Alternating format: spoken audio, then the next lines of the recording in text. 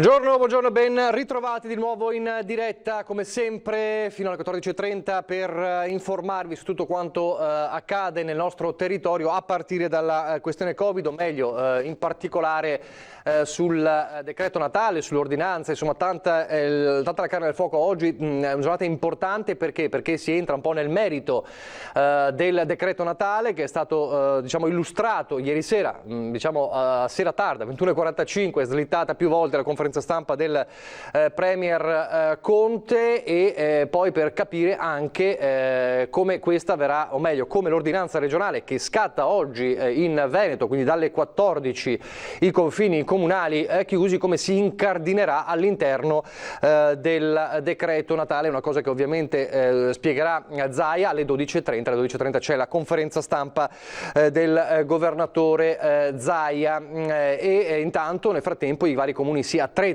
i comuni capoluogo, con i varchi, ad esempio a Padova già operativi, a Treviso si sta valutando la situazione, ovviamente vengono attivati nel momento in cui ci sia bisogno.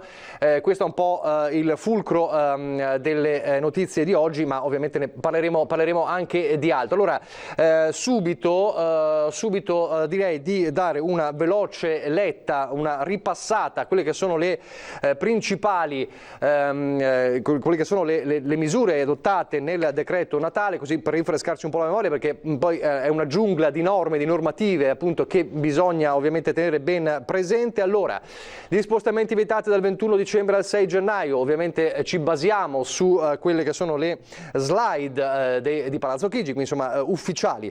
È vietato ogni spostamento tra regioni da e per le province autonome di Bolzano e Trento, compresi quelli per raggiungere le seconde case fuori regione. Allora, la zona rossa l'abbiamo un po' anticipato ieri perché quello era il trend che stava emergendo nelle ore prima del Consiglio dei Ministri. La zona rossa nelle festive e prefestivi, quindi 24, 25, 26, 27 e 31 dicembre 2020, poi 1, 2, 3, 5 e 6 gennaio 2021. Allora, in queste giornate rosse, a questo punto non sono più zone rosse ma giornate rosse, sono consentiti gli spostamenti solo per motivi di lavoro, salute e necessità, quindi torna la situazione del non potersi spostare di casa se non per questi tre motivi, e quindi è necessaria l'autocertificazione in questi casi.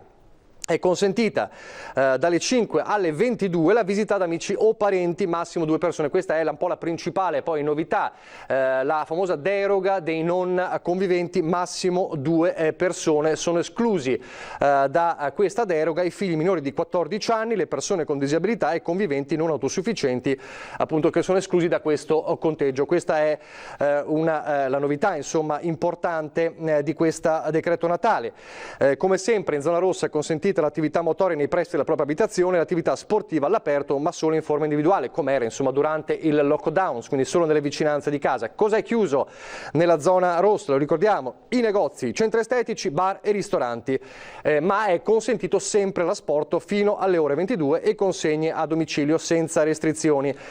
Cosa è aperto nella zona rossa, quindi nelle giornate rosse? I supermercati, i beni alimentari e prime necessità, farmacie e parafarmacie, edicole, tabaccherie, lavanderie, parrucchieri e barbieri, quindi servizi alla persona soltanto parrucchieri e barbieri. E poi ci sono le giornate arancioni, che sono il 28, 29 e 30 dicembre e il 4 gennaio. Allora qui si può uscire di casa senza doverlo giustificare, come invece accade in zona rossa, ma all'interno del proprio comune, non al di fuori del proprio comune, sempre per tutto il giorno. Dai piccoli comuni, era un punto chiave insomma di discussione in queste settimane, fino ai 5.000 abitanti in un raggio di 30 km, senza poter andare però nei comuni capoluoghi di provincia. Cosa è chiuso nella zona arancione? I bar e i ristoranti, consentiti anche in questo caso sempre l'asporto e le consegne a domicilio.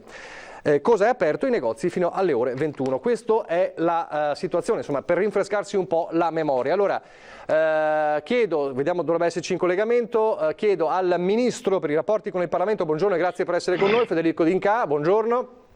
Buongiorno a voi, grazie. Allora, è questo, insomma, la discussione, le analisi hanno partorito questa soluzione, insomma, la ritiene la soluzione più ideale per questo periodo molto delicato?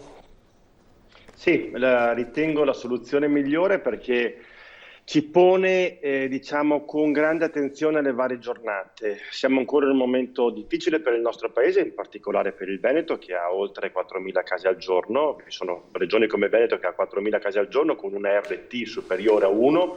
Vi sono regioni come la Basilicata che ha 70 casi.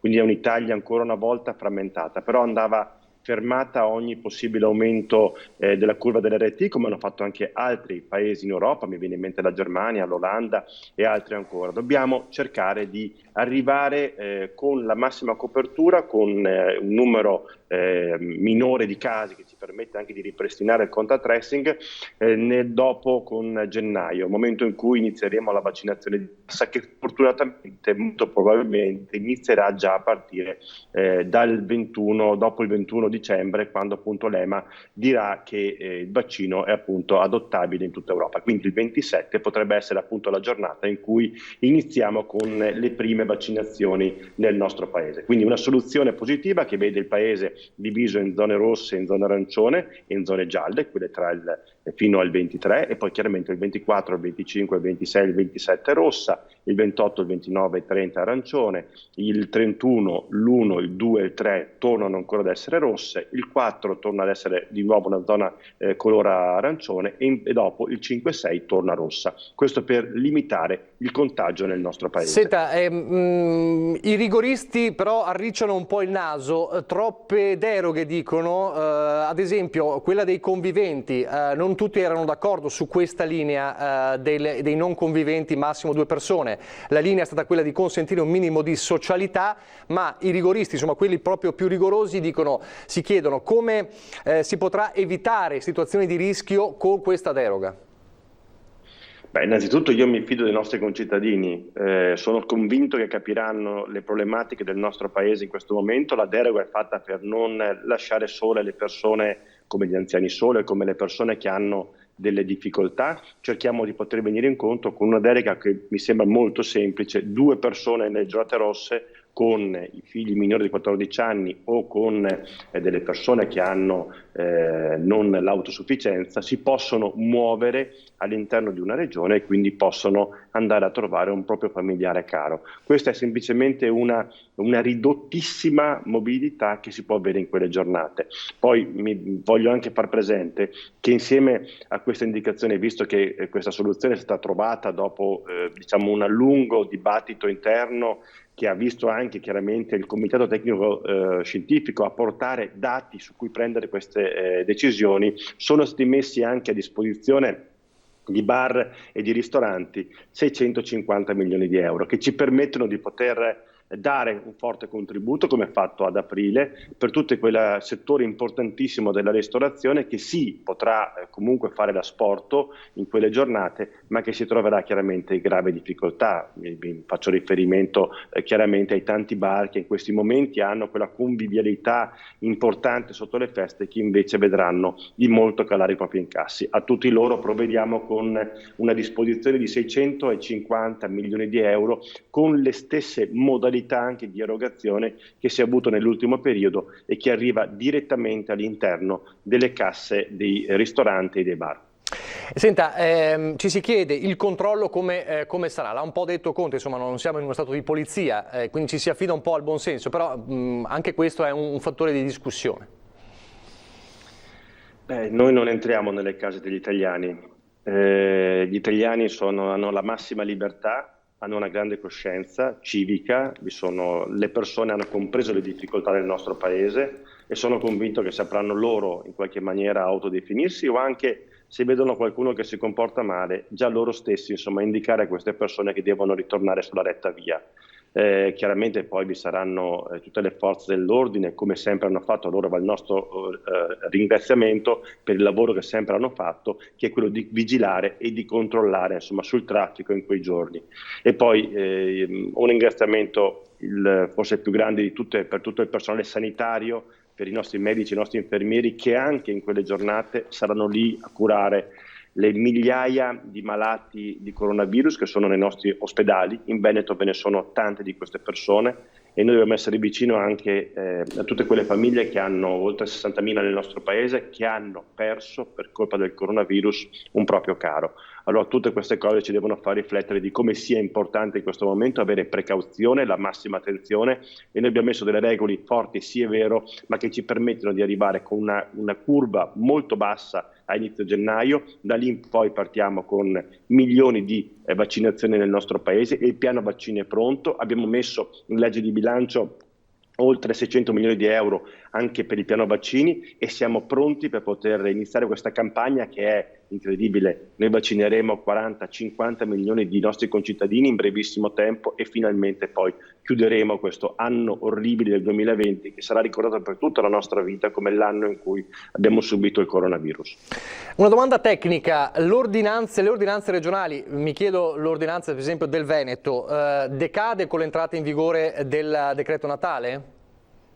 No, resteranno validi credo, ma verranno integrati all'interno e credo che di fatto vengano interamente gestite all'interno della struttura stessa, quindi non vedo in questo momento una definizione, vengono inglobate insieme e lavorate insieme. Ripeto, forse l'ordinanza è arrivata un po' troppo in anticipo secondo me, dopodiché nella piena libertà dell'ordinanza regionale probabilmente avrei fatto dei passi insieme al governo centrale di costruzione dei prossimi passaggi. Un'altra cosa che le chiedo, cosa teme di più di questo periodo, se teme qualcosa, che ci sia scarsa responsabilità da parte di qualcuno? Io temo in questo momento, sai cosa temo? Temo la paura delle persone nei confronti del vaccino.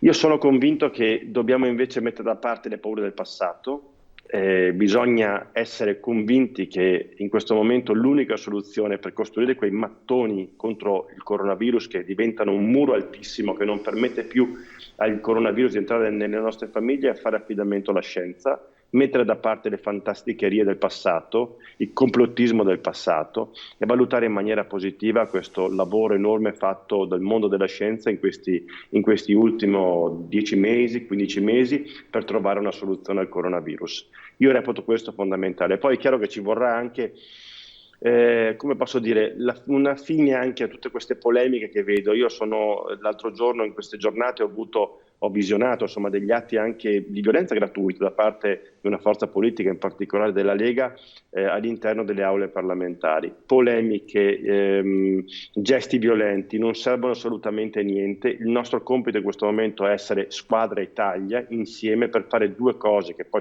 è il pensiero della forza politica che rappresento, il Movimento 5 Stelle. Abbiamo due cose da fare. La prima è vaccinare, far sì che vi sia un piano vaccino che ci permetta di uscire in brevissimo tempo, già all'inizio della prossima estate, da questo incubo del coronavirus. La seconda cosa come Movimento 5 Stelle vogliamo è che si adotti in brevissimo tempo il recovery plan, che i soldi possano essere spesi in maniera molto veloce, che permettano finalmente al nostro paese di cambiare passo e di cambiare se stesso, tornare ad essere quel grande paese che noi abbiamo visto negli anni 50, 60, 70 e che di fatto si è affievolito nel corso del tempo. Ne abbiamo tutta la possibilità attraverso la guida del Presidente Conte. Ultima cosa che le chiedo, non c'entra con il coronavirus ma c'entra con eventi insomma, che sono accaduti pochissimo tempo fa, qualche settimana fa. Parliamo del maltempo che ha colpito soprattutto il bellunese ma non solo. So che ieri si è incontrato con il Presidente della provincia Padrini, insomma cosa ci può dire di questo? Ma vi racconto che abbiamo ieri fatto questo incontro non soltanto con Roberto Padin, Presidente della provincia di Belluno, ma abbiamo anche trovato i consiglieri che poi sono i sindaci del territorio e con loro abbiamo riflettuto, abbiamo tra l'altro insomma in quelle ore avuto la possibilità di poter parlare con il capo della protezione civile Borrelli, con Terna, con le aziende che si occupano anche della manutenzione elettrica delle nostre vallate montane. E abbiamo discusso sul futuro e sui danni provocati dal maltempo a dicembre che equivalgono a 40 milioni di euro. Noi abbiamo in questo momento fatto un passo in avanti in legge di bilancio inserendo 135 milioni di euro per i danni ambientali in tutto il paese dovuti al maltempo, quindi la protezione civile va a ricostruire il suo fondo per gli interventi e sul 2022 metteremo ancora più soldi in maniera tale da poter rispondere nel corso del tempo. Bisogna mettere al centro del Veneto, soprattutto perché è un territorio fragile, particolarmente colpito, il dissesto idrogeologico in tutte le sue possibilità, perché costa milioni di euro di danni, ritardi economici al nostro paese e mette in difficoltà aree bellissime come sono appunto le nostre bellissime montagne. Occorre intervenire con risorse, con intelligenza e con una programmazione di lungo periodo. Di questo abbiamo discusso insieme e credo che siano le basi importanti per poter fare dei passi in avanti in più nel nostro bellissimo Veneto. Grazie allora, grazie al Ministro per i rapporti col Parlamento, Federico D'Inca, buon lavoro. Grazie mille a voi, una buon sabato e una buona domenica. Grazie, grazie. Allora noi velocissimamente in pubblicità, poi torniamo subito. Relazione al decreto Natale, un anno difficile, è un anno difficile per tante categorie e anche per lo sport, ovviamente soprattutto per quegli sport che hanno un ritorno, diciamo, e hanno una struttura economica e un ritorno economico diverso dal calcio. Allora parliamo di basket ed ringrazio Piergiorgio Paladin, buongiorno.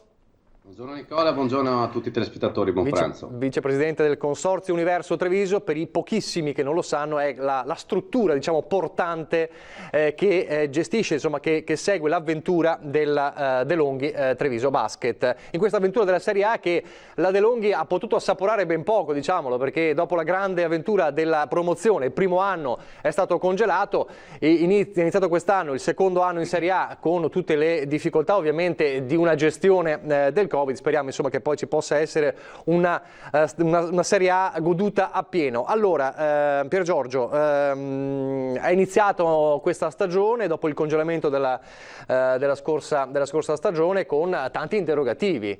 Come si sta gestendo anche a livello di struttura che sostiene la De Longhi? Ma in effetti è un anno estremamente difficile, è difficile perché in primis non si riesce a stare insieme al pubblico ovviamente ed è un anno complesso per tutte le realtà sportive sia professionistiche che non.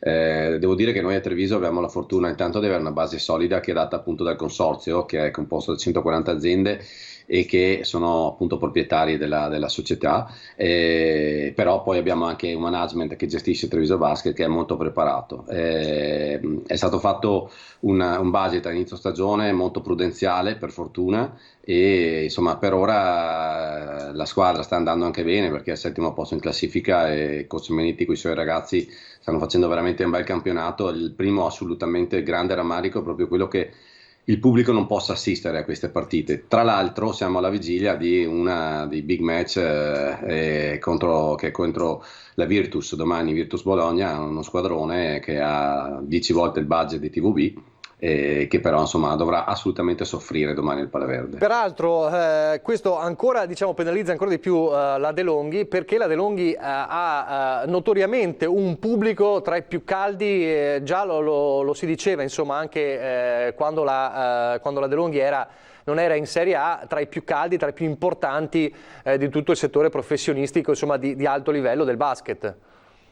Ma infatti sì, se pensate che in A2, quando appunto eravamo in A2, avevamo la media del pubblico tra le prime 4 di tutti i campionati, compreso il massimo campionato, trovarsi finalmente a gustare la città che ritorna in Serie A1 e aver fatto poche partite col nostro pubblico è stato un grande rammarico. Però noi non ci fermiamo perché cerchiamo sempre di fare delle attività che guardino al futuro e appunto da poco ho vinto un bando del comune di Treviso che mette a disposizione un immobile e quello è una delle tante novità che abbiamo cercato di costruire in questa stagione difficile. Grazie alla collaborazione di tutti e alla disponibilità dell'amministrazione, insomma adesso si tratterà che noi dobbiamo sistemare questo immobile.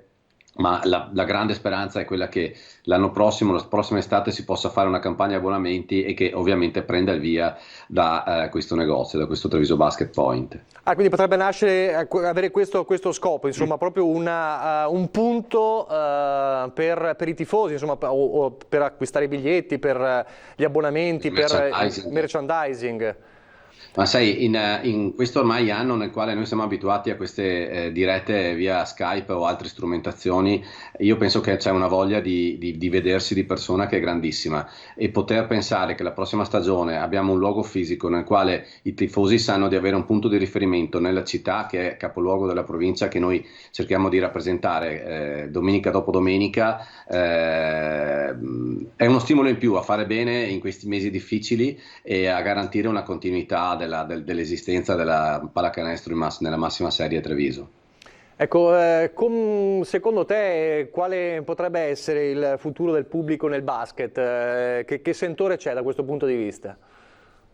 Ma guarda, tu pensa che ad oggi, per esempio domani, il palazzetto è chiuso, però c'è una parte di pochi addetti ai lavori che potrebbero accedere. Per esempio, noi non sappiamo se vale l'autocertificazione per andare al Palla Verde. Detto questo, io penso che è abbastanza difficile immaginare che da qui a marzo-aprile il pubblico possa accedere al palazzetto. Come vedete, le cose cambiano in continuazione, ci sono aspetti ben più seri che vanno considerati, che sono ovviamente la salute delle persone. Sta di fatto che comunque un'altra stagione così per lo sport italiano, e non solo italiano, sarebbe molto molto difficile da tollerare, perché insomma fare a meno dei proventi dati dalla biglietteria, oltretutto in una situazione come la nostra, sarebbe estremamente difficile. Avete dato anche un segnale di appartenenza ai soci, è così? La maglietta, sì, la canotta della Treviso Basket a tutti i soci, è anche un modo per sentirsi parte di un gruppo? Assolutamente, considerate che in questo periodo ovviamente di solito facevamo la festa di Natale, era un momento molto sentito di condivisione, per cui non potendola fare si è pensato di mandare sia ai soci del consorzio che agli sponsor un cofanetto molto particolare per quel che riguarda il consorzio, col nuovo logo che vedete alle mie spalle, e con la canotta con il logo della singola società, il singolo socio. C'è un grande apprezzamento per questo, è un mantenere vivo il rapporto con tutti quanti, e comunque vedere sui social che tanti nostri soci, nostri partner postano le loro foto con addosso la canotta e TVB ci scalda veramente il cuore, e e sono sicuro che anche i giocatori per primi saranno ancora più motivati domani a far bella figura con Djordjevic e compagni. Peraltro la Virtus ha vissuto una specie di psicodramma con Djordjevic, prima rimosso, poi rientrato, vabbè, quindi è stata una situazione particolare quella vissuta dalla Virtus Bologna in queste settimane. Sai, questi si sono trovati da firmare un giocatore NBA come Bellinelli nella stessa settimana a licenziare poi l'allenatore. Sì. Non è stato gestito benissimo, devo dire la verità, almeno da fuori. Poi mi permetterei io di dirlo, però insomma diciamo che qualche problema l'hanno avuto sicuramente. Così, secco, la posizione toccando ovviamente tutto il ferro possibile vicino, dove arriva Treviso quest'anno? Mi metti in difficoltà. Allora, secondo me quella posizione che ora occupiamo, se continuiamo a far bene come abbiamo fatto finora, potrebbe essere uno dei risultati importanti di questa stagione. Quindi insomma riuscire a mantenersi in una Serie A, pensando magari poi nel futuro di attrezzarsi per scalare pian piano, questo è un po' l'obiettivo. Ma allora, scalare pian piano sì, siamo realisti. Armani ha un budget che è di 25 milioni di euro. Tanto per capirci, Armani Milano, è inarrivabile una cosa del genere. Poi nello sport può succedere di tutto, e quindi ci sono anche le cenerentole che si aggiudicano dei campionati. Però insomma cerchiamo di far bella figura come la stiamo facendo. Abbiamo un gruppo di ragazzi che lotta fino all'ultimo, non molla mai, ed è la caratteristica che da sempre il presidente Vazzolera ha voluto per i giocatori che dovevano venire a Treviso, anche perché ovviamente rispecchia quella che era il suo modo di giocare, e anche questa squadra, con Menetti come coach, assolutamente sta dimostrando una fortissima tenacia. Benissimo, allora la tenacia insomma è anche il carattere del Consorzio Universo Treviso, insomma dell'Onghi Treviso, per restare compattati anche in questo anno che si preannuncia un altro anno difficile sul fronte dello sport. Insomma crediamo che non si arriverà a congelarla come l'anno scorso, ma l'anno scorso era diversa la situazione, è esploso proprio all'interno il coronavirus all'interno della stagione, quindi siamo più attrezzati per sopportare una stagione seppur in queste situazioni. Grazie davvero a Pier Giorgio Paladin, buon lavoro. Grazie, tanti auguri e rimanete vicino a Treviso Basket perché ne vale veramente la pena. Sono un gruppo di ragazzi fantastici. E domani allora seguiremo un po' la partita contro la Virtus. Io resto su questa camera, sì, perché vediamo un attimo com'è la situazione a Marghera con l'arrivo del presidente Zaia, che è ormai siamo a momenti, siamo davvero vicini all'arrivo del governatore. Dicevamo, è importante capire come si incardina l'ordinanza regionale all'interno del DPCM, meglio del decreto Natale. Soprattutto una domanda un po' che si pongono in tanti in queste ore è capire soprattutto il famoso divieto di spostarsi, cioè la chiusura dei confini comunali dalle 14, che scatta oggi, lo ricordo, e quindi scatterà la normativa ufficialmente.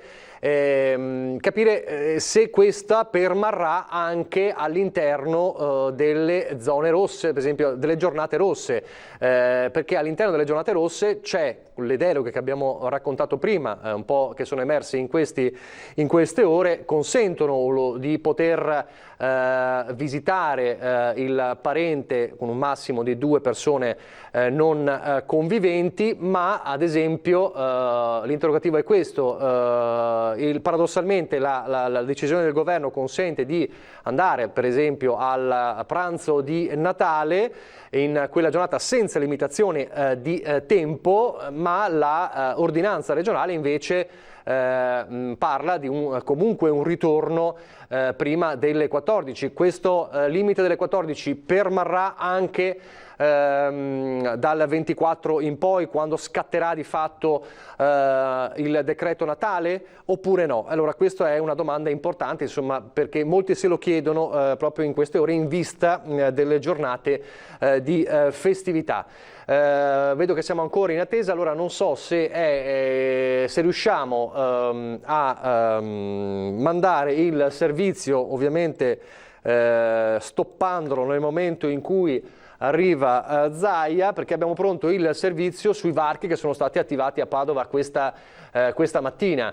Allora facciamo così, mandiamo il servizio di Valentina Visentin per vedere proprio i varchi di Padova di questa mattina, pronti ed eventualmente a tornare in diretta appena vediamo Zaia che si accomoda al suo posto. Lo vediamo i varchi stamattina a Padova. Non vale il fatto della parentela oggi e domani, perché è una cosa del sindaco questa purtroppo. Mi dispiace.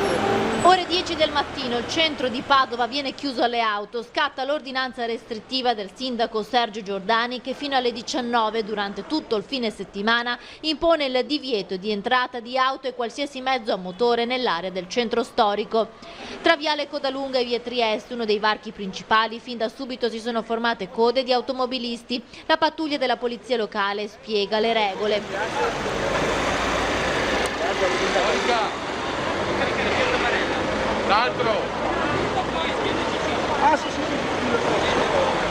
L'ordinanza proibisce l'accesso al centro storico per tutti i veicoli a motore, non impedisce l'accesso a persone fisiche, ai pedoni e alle biciclette. Ovviamente, come tutte le ordinanze, all'inizio ha creato dei rallentamenti alla circolazione, ma adesso che è attuata progressivamente sta andando molto meglio. Il centralino della centrale operativa è subissato di telefonate. Ecco, è arrivato Zaia, allora sentiamo Zaia e poi rivedremo il servizio. Buongiorno a tutti innanzitutto. Arrivo anche da Sole Lanzarin perché siamo con le videoconferenze aperte sulla scuola oggi, no? E quindi abbiamo appena concluso quella dei presidenti di regione, poi a seguire avremo il prossimo collegamento, per cui vi dico già che non durerà tantissimo, ma ovviamente c'è disponibilità per le domande. Avremo quella con il governo, con il ministro Azzolina, il ministro Boccia, per parlare ovviamente dell'apertura della scuola. Vi do i numeri, scusate che c'era un po' a rovescio forse.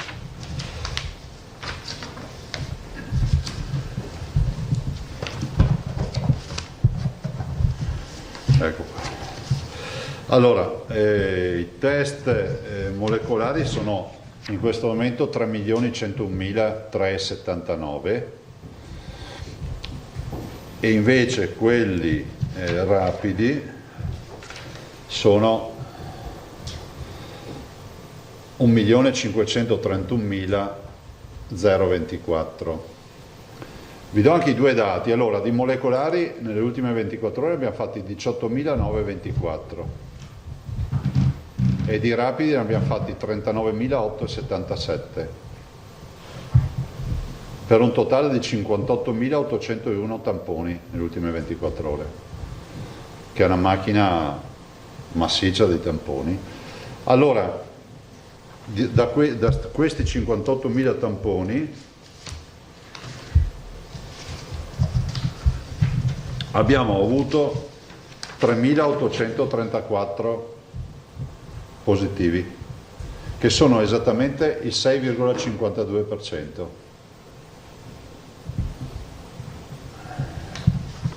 Lo faccio vedere anche in maniera così, se avete ancora necessità di prendervi dei numeri, eccoli qua.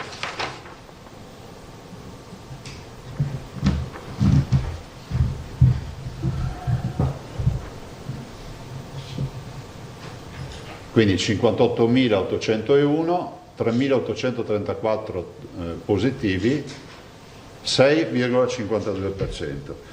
I positivi dall'inizio sono 213.054, i positivi che noi abbiamo trovato con la macchina del testing dei tamponi, e i positivi di oggi sono quasi 100.000, 97.816.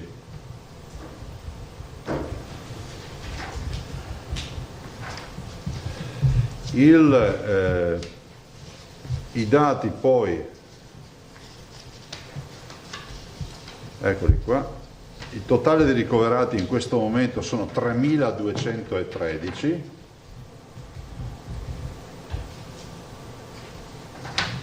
e i dati di oggi suddivisi sono questi: 369 in terapia intensiva più 4, e 2.844 in area non critica, meno 89 pazienti.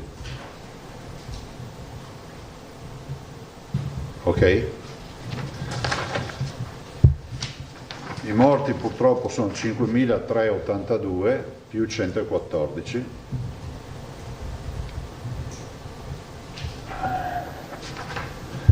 I dimessi sono 9.415, e ovviamente in virtù dei numeri che vi ho dato sui ricoveri in forte calo, più 170 persone tra i dimessi. Allora, sentite, senza cantare vittoria, perché qui capite che ogni giorno c'è una novità. Di certo abbiamo le curve che da più di qualche giorno la flessione la stanno segnando. Se non c'è allora possiamo dire questo, che se non c'è una repentina inversione di tendenza, diciamo, la direzione c'è. E abbiamo fatto anche stamattina, fra le tante robe, abbiamo fatto la riunione con i direttori generali, ha fatto a volo d'uccello un punto della situazione rispetto alle diverse ULSS, e oggettivamente, diciamo, si vedono le curve. Peraltro anche Verona oggi ha una situazione sicuramente di forte pressione, sicuramente non la possiamo considerare diciamo un trend, ma di certo oggi ha letti che si liberano nelle infettive, parlo del territorio, ha posti ancora, anche se sempre limitati, nelle terapie intensive, però io direi che è prudente guardare tutto questo quadro, è prudente. Voi vedete che si stanno rialzando i contagi anche in giro per l'Europa, la Francia ha superato i 60.000 morti, c'è ovviamente il tema della Gran Bretagna che cresce, e anche a livello nazionale l'infezione c'è, punto. Anche se qualcuno nega l'infezione, nega il Covid e riconduce tutti a mega accordi con Bill Gates e altre robe, farà sorridere, però guardate che c'è. Ho visto, peraltro devo anche dire, ho visto il video, ma ne vedo tanti di video dei ricoverati, e hanno tutti la stessa storia, cioè di aver visto la morte in faccia, cioè. Quindi c'è poco qua da negare l'evidenza. Dopodiché ognuno la pensa come vuole, cioè questo è un paese libero, ognuno pensa come vuole, però la libertà tua finisce dove inizia la mia e viceversa. E io non aggiungerei altro proprio per l'ottica del fatto che abbiamo la riunione. Voi sapete una cosa, ve la dico, sapete che ieri è stato approvato dal governo il decreto legge che prevede le zone arancioni nei giorni feriali e le zone rosse nei giorni prefestivi e festivi. Senza star qui a dir date ci mettiamo meno a spiegare ai cittadini questo, cioè festivi e prefestivi zona rossa dal 24 dicembre fino al 6 gennaio e nei giorni feriali dal 24 dicembre al 6 gennaio zona arancione. Quindi perché vi parlo di questo? Vi parlo di questo perché noi abbiamo un'ordinanza che arriva fino al 6 gennaio, se vi ricordate, e quindi siccome molti ci chiedono cosa accadrà, ve l'avevo già detto prima, per cui voi fatemi da giusti testimoni, perché qua ormai c'è tutti che si inventano tutto. Vi avevo già detto prima che se le misure fossero state, ve l'ho detto ieri, una domanda di Angela Pederiva, avevo detto se le misure non ci fossero state o fossero state più blande, per noi resta la nostra ordinanza, ma capite che da un punto di vista di gerarchia proprio diciamo di provvedimenti gerarchici, per noi decade la nostra ordinanza, gli effetti dell'ordinanza decadono il 24 con l'entrata in vigore del provvedimento nazionale, quindi fino al giorno 23 alle ore 24 è valida la nostra ordinanza, che è quella della zona arancione light, come qualcuno l'ha definita, ovvero la chiusura dei confini comunali dalle ore 14 fino al giorno 23 compreso, scusate. Adesso comunque facciamo una nota, ma che è una nota esplicativa, ma esattamente sono 4 righe, perché non c'è da dire tanto questa roba. Se avete domande, ragazzi? Allora, si è prenotata per prima Moscati, poi Tosatto, Pederiva, Prigioni. Sì, buongiorno Presidente. Buongiorno. Buongiorno, io le chiedevo una cosa riguardo al Capodanno, una cosa che non è stata toccata quest'anno. Ogni anno abbiamo una campagna di sensibilizzazione contro i botti di Capodanno, perché ovviamente sono molto pericolosi, hanno fatto anche, magari non è il caso specifico della nostra regione per fortuna, ma insomma in generale possono provocare anche dei morti. Ora, quest'anno non si è fatto accenno. Purtroppo io ho visto, proprio visto acquistare, cioè fare delle scorte considerevoli di cose che peraltro io non conosco, non capisco, ma probabilmente sia in internet che nei negozi, e si prevede che, visto e considerato che tutti saranno a casa, succederà dai balconcini, invece andrà tutto bene, o delle bandierine, gli arcobaleni, che quest'anno ci sarà un potente lancio di questi petardi o botti, che si dica. Per cui anche in virtù del fatto che questi creano, oltre che creano un grosso problema per gli animali, lo sappiamo, e quest'anno non c'è stata nessuna, voce che si è alzata per cercare un po' di limitare questi danni. È previsto da parte sua qualche, un po' consiglio?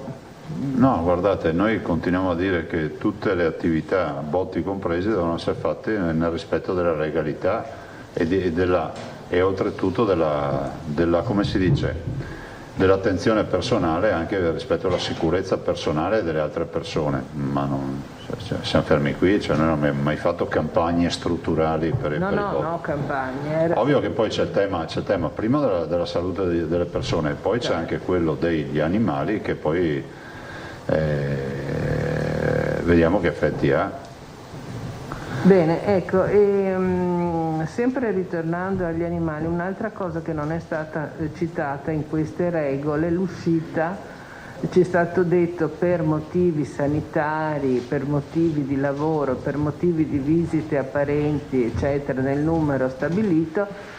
Immagino che sia ovvia anche l'uscita per veterinario. Ecco, semplicemente chiedevo questo. Sì.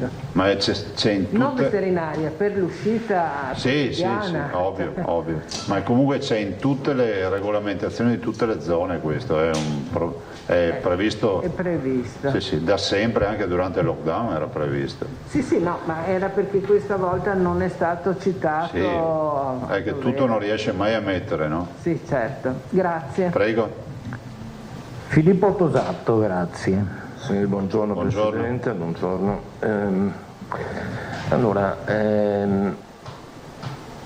Volevo chiederle quale tipo di interlocuzione, se c'è stata, avete avuto con il governo in occasione del DPCM. Meglio del decreto, non è un DPCM, del decreto annunciato ieri sera. Glielo chiedo perché dalle prime segnalazioni, dai primi segnali che possiamo ricevere, c'è un certo sconcerto di fronte a questo accavallarsi di colori. Nel senso che se uno guarda il calendario, hanno fatto dei calendari colorati, abbiamo una serie di giorni in fascia gialla, poi si va in fascia rossa, poi arancione, poi ancora rossa, poi arancione. Per carità, saranno anche misure meditate, necessarie, ma l'impressione è di una grande confusione. Non so cosa dirvi, nel senso che il governo ha deciso di fare questo provvedimento, l'ho presentato ieri in una discussione che peraltro non è che si è chiusa con la certezza che fosse così ai governatori, e poi in Consiglio dei Ministri abbiamo atteso tutti la notizia ieri sera, è stato approvato come decreto. Fra l'altro abbiamo appreso che c'è una prima parte dei ristori che non saranno sufficienti, però ho appreso che ci saranno questi 645 milioni di euro, appunto. Noi non è che, tanto è vero che ieri finita la riunione non è che ci hanno detto bene questo è il testo, ci hanno detto adesso andiamo, vi faremo sapere cosa deciderà il Consiglio dei Ministri. Hanno fatto la scelta di alternare zone arancioni con zone rosse, non ne conosco le motivazioni, e basta, la nostra ordinanza è quella che sapete, nel senso che penso che ne abbiamo già parlato, insomma. Sì. Beh, sul fronte dei ristori è stata comunicata questa cifra che però insomma è parziale. Sì, spalmata su 20 regioni, francamente non. Ha motivi di ritenere che ci saranno risorse o confidiamo nella provvidenza? Sceglierei la terza via, nel senso che dovremmo vigilare, perché il presupposto per tutte queste misure è che le imprese, i lavoratori siano ristorati. Io ho sempre parlato di modello tedesco, di dare una percentuale sulla differenza di fatturato rispetto al mese dell'anno precedente, cioè stiamo parlando di dicembre, andremo a vedere il fatturato del dicembre 2019. Anch'io ieri sera ho seguito la diretta Facebook del Presidente Conte. Ho sentito che ha parlato di questi 6,45 e ho sentito anche che si è impegnato dal 1° gennaio, insomma con l'inizio dell'anno nuovo, quindi con il bilancio dello Stato nuovo, a valere dall'annualità 2021, di provvedere a ristori. L'ho detto in 2 o 3 volte, non ci resta che seguire e vedere. Di certo che l'adozione delle misure è sempre più difficile, sono sempre meno comprese. Per cui se a questo ci aggiungi anche la mancanza dei ristori, è logico che i cittadini poi possano andare anche fuori di testa, no?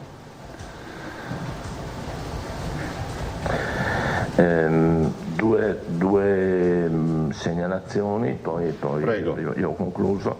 Una è semplicemente una domanda. Alcuni commercianti ambulanti chiedono se in presenza del mercato in un giorno di zona rossa le merci saranno limitate agli alimentari, cioè se nei mercati potranno andare soltanto gli ambulanti di alimentari. La zona rossa prevede solo l'alimentare. Ecco, infatti. Però attenzione, non sono norme nostre. No, lo so bene. Io so glielo chiedevo in veste di persona informata. Ecco. Io so che tu lo sai, però purtroppo mi sono reso conto in questi mesi che ogni roba che dici poi diventa tua. Stiamo parlando di aree rosse, gialle, arancioni non istituite dalla Regione, perché poi qua si trasforma l'informazione che tu dai per buon senso, anche per disponibilità, si trasforma in una responsabilità su tutto ormai. Quindi direi che è bene chiarirlo. Ecco, l'ultima cosa, ma forse non è proprio l'ultima, anche qui segnalazioni, sì. Qui zone gialle, rosse e arancioni, però francamente di controlli se ne vedono pochi. Qui abbiamo anche circostanze, orari, luoghi di grandi negozi presi d'assalto, nessuno muove un dito, in altri casi, è giusto dirlo, c'è del personale che controlla, ma in molti casi entrano tutti in maniera indisturbata. Mi chiedo che senso abbia anche ingabbiare i cittadini per 2 settimane se poi ci sono queste resse nei megastore. No, è chiarissimo. Noi non abbiamo i controlli, nel senso che noi non abbiamo le forze di polizia, dobbiamo fare le forze di polizia che dipendono dal Ministero degli Interni in toto, oppure le polizie municipali, cioè noi non abbiamo organi di controllo. Questo vale diciamo random un po' dappertutto, anche noi riceviamo segnalazioni, noi le giriamo le forze di polizia, le giriamo però...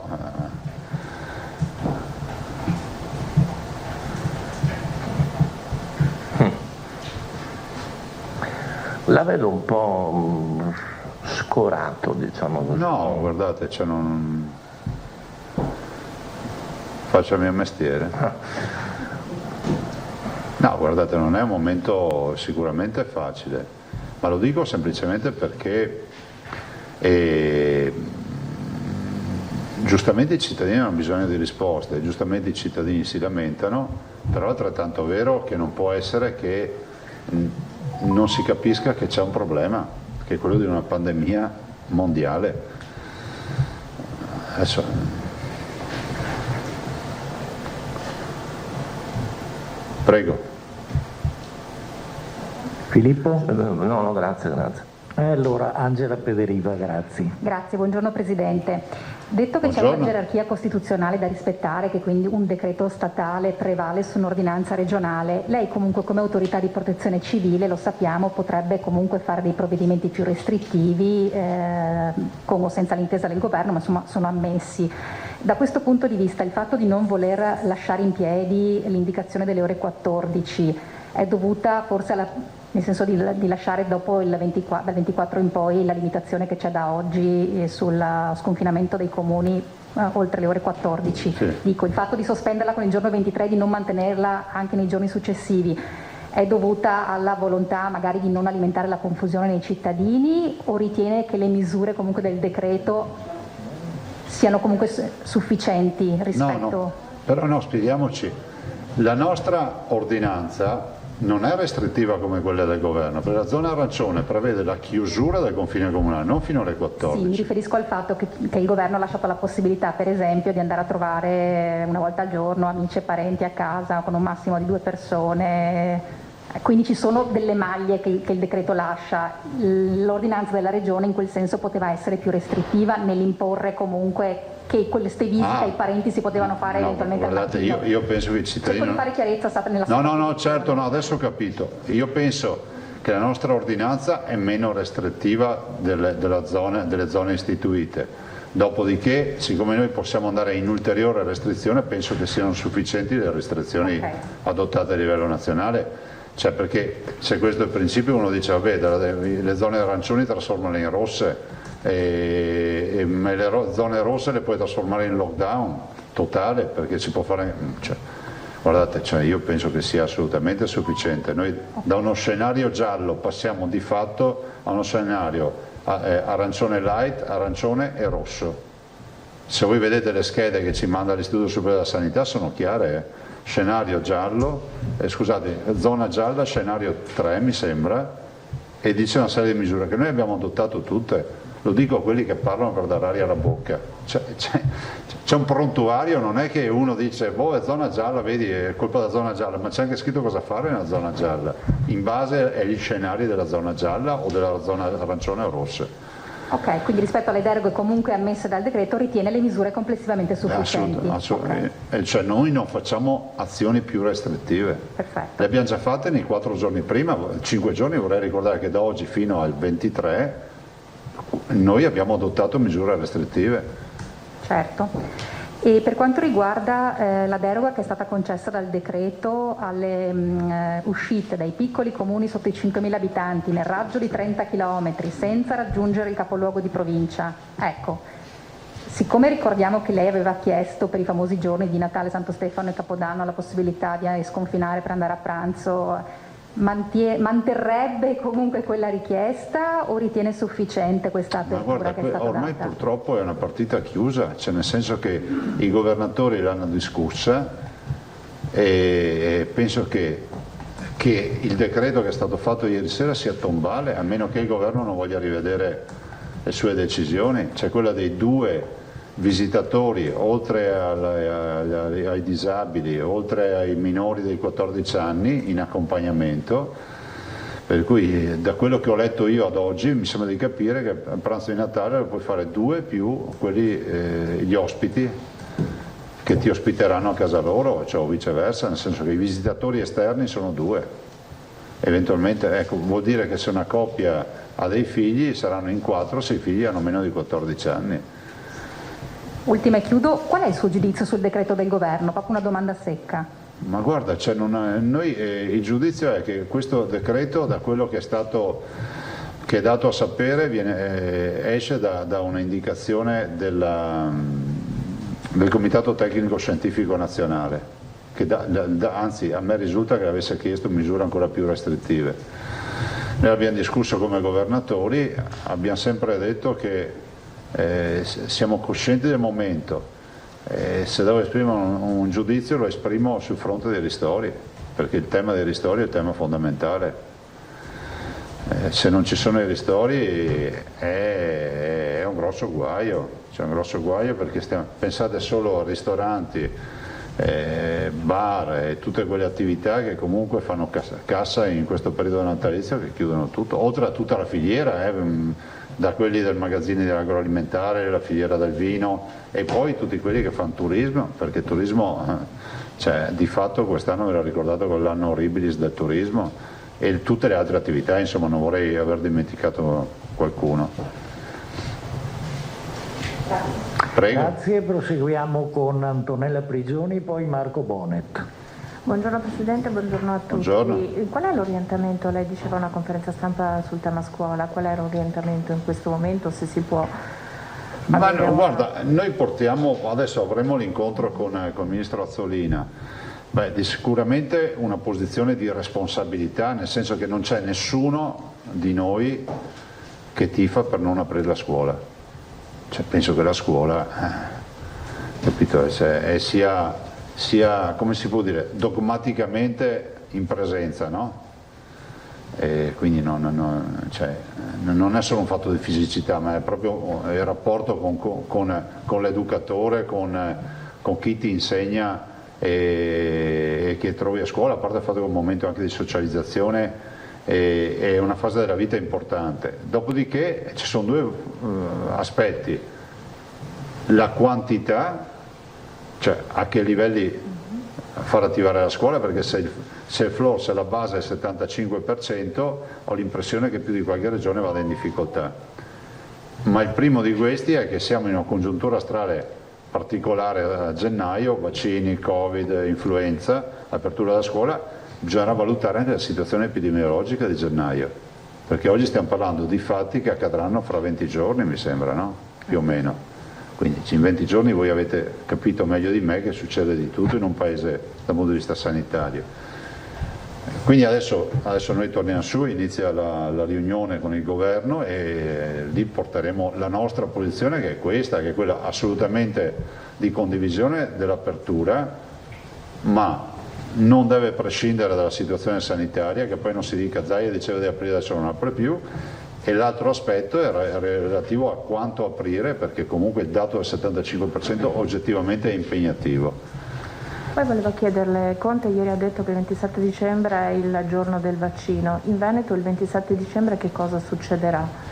Intanto bisognerà vedere l'arrivo dei vaccini, dovrebbero arrivare 875 fiale, distribuiranno questi contenitori, dovremmo farli con velocità, entro 4 ore. Considerate che abbiamo dato intanto come indicazione l'arrivo sull'azienda ospedaliera di Padova, dopodiché capiremo come distribuirli per fare una sorta di prima vaccinazione territoriale. Ricordo che il vaccino è volontario, così togliamo un po' di argomenti a quelli che pensano che stiamo qui solo a vivere per ingrassare quelli che fanno i vaccini. Il vaccino è volontario. Siamo in una regione che si è battuta per la volontarietà. Noi abbiamo avuto per 10 anni, lo dico perché magari quelli che vengono artatamente informati sulle nostre posizioni, si sappia che il Veneto era l'unica regione in Italia che ha avuto la vaccinazione volontaria per 10 anni, ed è stato l'ultimo governo con il ministro Lorenzin che ha tolto la volontarietà dal Veneto e ha introdotto l'obbligatorietà. Quindi per noi resta volontario questo vaccino, ma non ho neanche sentore che a livello nazionale sia obbligatorio, anzi Conte ieri sera ha risposto a una domanda su questo. Bravo. E quindi poi si partirà. Considerate che c'è una novità, che anticiperanno i tempi di fornitura del lotto dei 194.000 dosi, quindi per i primi di gennaio dovremo partire con la macchina. Noi abbiamo già attrezzato i freezer comprati, siamo pronti, abbiamo le siringhe, a me sono concesso che servano, che sia chiaro che non è una sfida quella di aver comprato le siringhe, è solo una preoccupazione, perché se hai i vaccini in casa e non hai tutte le siringhe, mi viene mal di mare, avete capito? Quindi poi si partirà, ci sarà la solita campagna vaccinale per chi lo vuol fare, chiuso. Ovviamente all'inizio l'opportunità verrà data al personale della sanità, dell'RSA e ovviamente agli ospiti dell'RSA. Grazie. Scusa Antonella, ma è un dettaglio. Prego. Magari se lei ha i minuti contati, non so se poi possiamo fare un piccolo focus sui vaccini con l'assessore, che ne sa una più del diavolo. Sì, c'è l'assessore, non c'è problema. Perfetto, allora intanto proseguiamo con Marco Bonet. Grazie, buongiorno. Volevo chiedere questo sulla scuola, cioè partendo da questa considerazione, a me pare abbastanza inverosimile, ma la mia opinione personale, che con l'Italia in zona rossa fino al 6, il 7 tutti a scuola e, se non ricordo male, anche impianti di sci aperti, cioè quindi quello che volevo capire è, in queste videoconferenze che avete iniziato a fare col Ministero, si sta abbozzando un'ipotesi di rinvio di questa data, di questa deadline del 7? Se ne è parlato? La Ministra l'ha No, al momento no, condivido, ma l'ho detto in tempi non sospetti, che comunque il 7 rischia di diventare il D-Day, no? Cioè che c'è un sacco di robe che dovrebbero accadere quel giorno. Se c'è mischia al centro è bene evitare che accadano e infilarci dentro altre attività, però è altrettanto vero che ad oggi il tavolo sta lavorando per l'apertura del 7. Cioè il Ministero va dritto come un treno sul 75% del 7. Al momento sì, va dritto come un treno. Abbiamo l'incontro fra 10 minuti e quindi ci aggiorniamo. Sì, nel senso che immagino che l'incontro sia interlocutorio, sicuramente non di ostacolo da parte delle regioni, però con i presupposti, non so se eri già arrivato, con i presupposti di dire che situazione epidemiologica da valutare qualche giorno prima, giustamente perché se finiamo la zona rossa, 2, il grande tema della quantità, no? Perché aprire la scuola col 50% è una roba, aprirla col 75% in presenza è un'altra. Okay, va bene. E comunque vi ricordo che c'è qualcuno che fa la dichiarazione, ma è impossibile fare didattica in presenza e a distanza contemporaneamente. Bene, ma allora se è impossibile col 50 è impossibile anche col 75. Allora mi metto nei panni degli insegnanti che dicono io devo guardare negli occhi, e hanno ragione, gli studenti che ho in aula, ma dovrei guardare anche la telecamera del computer che dovrebbe fare la stessa roba. Quindi non è facile la didattica mista, ci rendiamo conto, però questo è il segno dei tempi, ragazzi, del Covid. Poi una domanda invece da Leguleio. Sul tema dell'ordinanza, tecnicamente lei oggi firma una revoca, un atto di decreto, che cosa succede dal punto di vista tecnico? Guarda, intanto mandavamo fuori una nota per spiegare, cioè quello che dicevo all'inizio della conferenza stampa decade alle ore 24 del 23 perché poi entrano le misure nazionali. Dopodiché faremo una revoca formale, diciamo, a parte il fatto che la revoca formale in via teorica non serve neanche perché le misure nazionali sono di livello superiore, gerarchicamente superiori, però vabbè, faremo anche una revoca così togliamo ogni dubbio.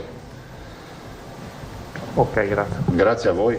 Per il Presidente ho ancora una domanda. Sì, era una cosa rapidissima, buongiorno, perché è da un po' che non sento parlare del modello matematico che aveva dato dei buoni frutti durante la prima ondata di coronavirus. Questa volta invece sembra che si sia sbagliato, nel senso che il picco era previsto diverse settimane fa e alla fine è rimasto, si è fatto un'idea anche sentendo gli esperti di cosa sia successo, di quali siano state le variabili che sono intervenute. È esattamente accaduto quello che prevedeva il modello, che siamo andati al picco, non l'avrà sbagliato di 2 giorni, perché siamo andati nel plateau, ma la durata del picco è direttamente proporzionale a molti temi, ad esempio il mancato distanziamento sociale pesa molto perché ti allunga la discesa, tant'è vero se voi guardate la curva di marzo, lo dicevo anche ieri, e questa, cioè sono curve che hanno una salita repentina a marzo e una caduta repentina, cioè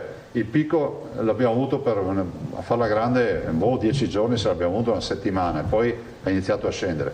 Qui invece vedi la nostra curva che va su più piano e poi è su un altopiano adesso, però oggettivamente se non cambia la tendenza da qualche giorno, insomma che i dati insomma, li vedete anche voi dal bollettino, però io eviterei di stare qui a dare enfasi a questi dati che sono, come ci fanno vedere un po' di luce in fondo al tunnel, aspetterei che si confermassero molto di più perché insomma la pressione c'è, quindi è bene che rispettiamo le regole e evitiamo al massimo di creare diffusione del contagio. Grazie. Se non ci sono altre domande per il Presidente... Buon weekend a tutti, grazie. Passiamo all'assessore Lanzarin. Filippo, avevi chiesto di interloquire. Grazie. Assessore, buongiorno. Buongiorno. Ecco, magari qualche dettaglio su questo arrivo delle fiale di vaccini.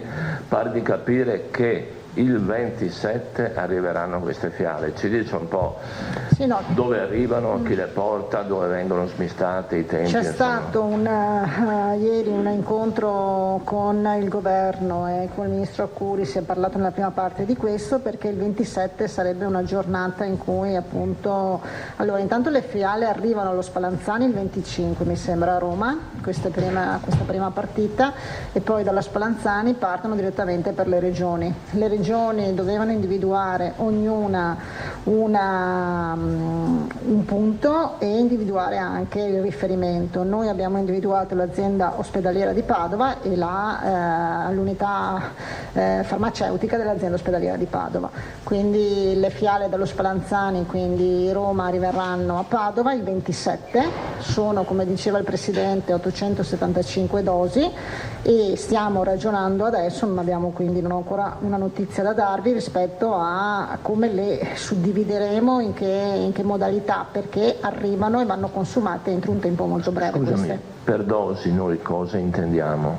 Sono per 875 persone. Sì, quindi in doppia dose praticamente? No. No, è una dose che può coprire 875 persone, cioè arrivano 875 dosi, quindi che sono l'uguale a 875 persone che vogliono vaccinarsi. Va bene. Quindi adesso stiamo ragionando se, visto appunto che devono essere consumate in un tempo molto breve, chiaramente rimarranno un limite molto limitato, ecco, in un confine molto limitato, ecco. Poi invece arriveranno tutto il resto e quindi arriveranno poi successivamente nei 7 hub come abbiamo previsto, ma questa è solo una, diciamo così, partenza iniziale che verrà fatta, mi sembra di aver capito, in simultanea in tutta Italia, insomma, ecco, quindi con una consegna minima però in un punto per ogni regione. Quindi queste 875 dosi a chi pensate di somministrarle, anche se si tratta così poco più di Allora, le dosi sono sempre, allora questa prima partita voi sapete che è sempre il personale sanitario, quindi il personale sanitario degli ospedali o del territorio, medici di medicina generale, pediatri di scelta, insomma tutto personale sanitario e ospiti e operatori dell'RSA. Chiaramente questo è il contesto a cui verrà distribuito. È sempre su base volontaria e quindi a chi aderirà alla campagna chiaramente di vaccinazione. E il 7 gennaio che quantitativo è previsto? No, adesso abbiamo solo questa notizia, poi arriveranno credo le altre, però credo che nei prossimi giorni ci daranno anche notizie rispetto alla tempistica, in che se arriveranno tutte lo stesso giorno, insomma un po' per il resto. Oggi la notizia che abbiamo avuto ieri è solo questa, quindi di questo arrivo per il 27 di dicembre. Grazie.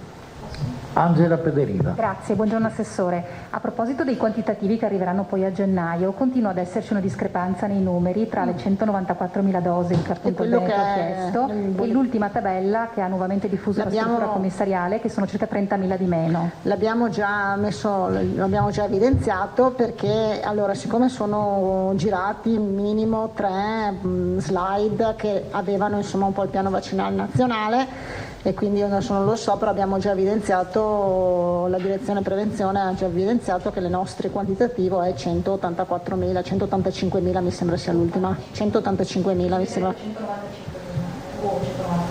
Adesso mi prendete, mi sembra, perché poi lo verifichiamo, mi sembra che sia 185.000, 184,9 qualcosa, quindi dovrebbe essere 185.000, però siccome abbiamo al limite potremmo dare, forse non l'abbiamo mai consegnato quello, l'ultima, perché avevamo detto che lo consegnavamo, l'ultima non l'avevamo più consegnato, vero? Quello adesso vediamo se lo recuperiamo eventualmente.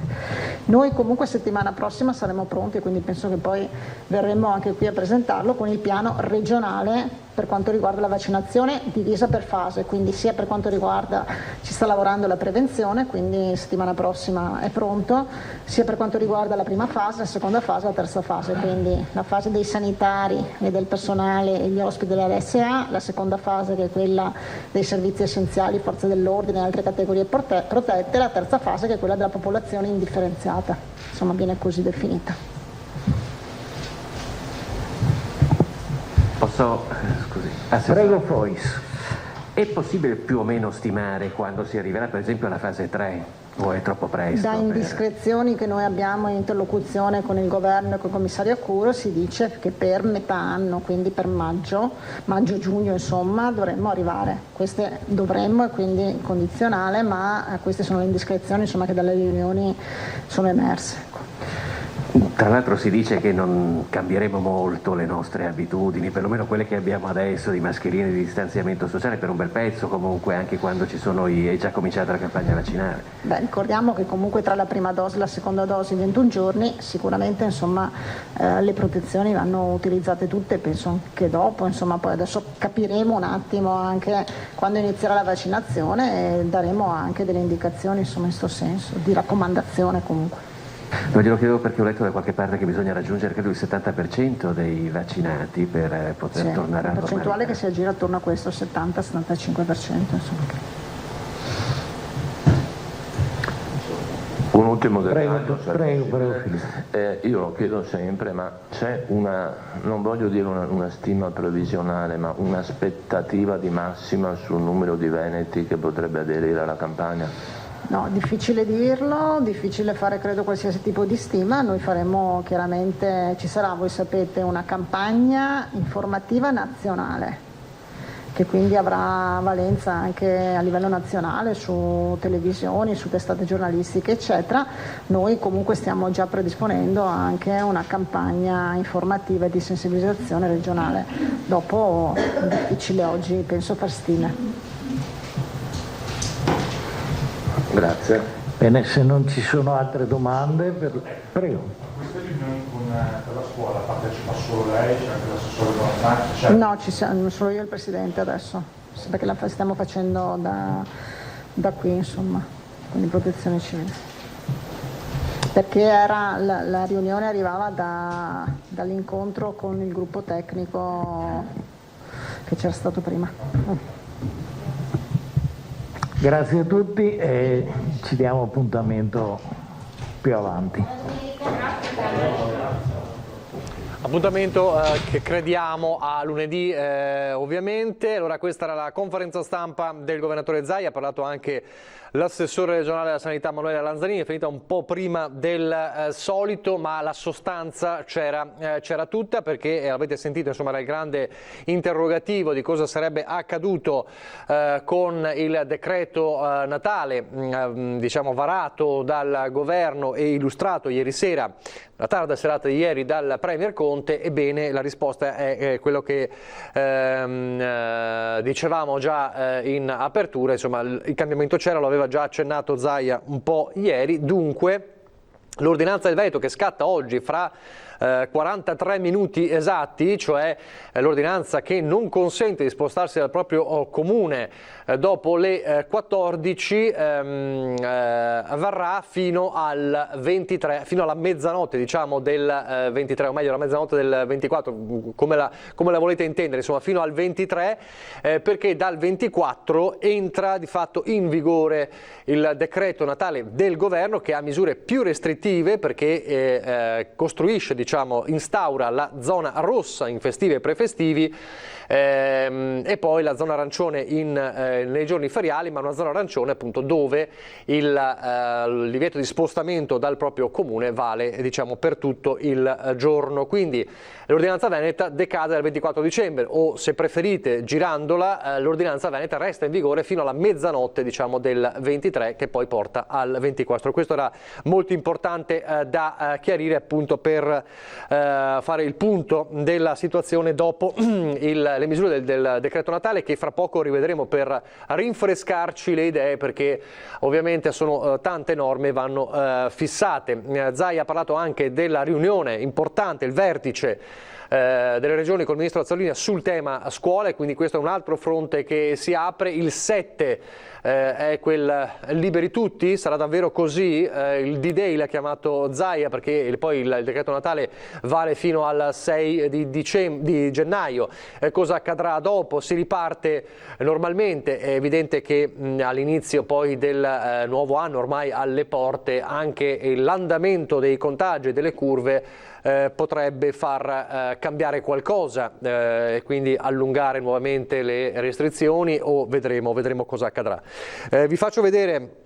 Fra poco ci ricolleghiamo anche con Marghera, quindi facciamo un riassunto, diciamo, più completo con il nostro Filippo Fois, che era in diretta. Vi faccio vedere intanto i dati, le cifre dell'azienda Zero delle ultime ore, quindi 2251 nuovi casi positivi, diciamo, nelle ultime ore, dalla serata di ieri a questa mattina, alle 8 di questa mattina, con un maggior numero nella provincia di Verona, 554. I deceduti sono ormai quasi 5.400 dall'inizio della pandemia, e per quanto riguarda invece la presenza negli ospedali, insomma, che è il dato più importante, 2.844 persone ricoverate in area non critica e 369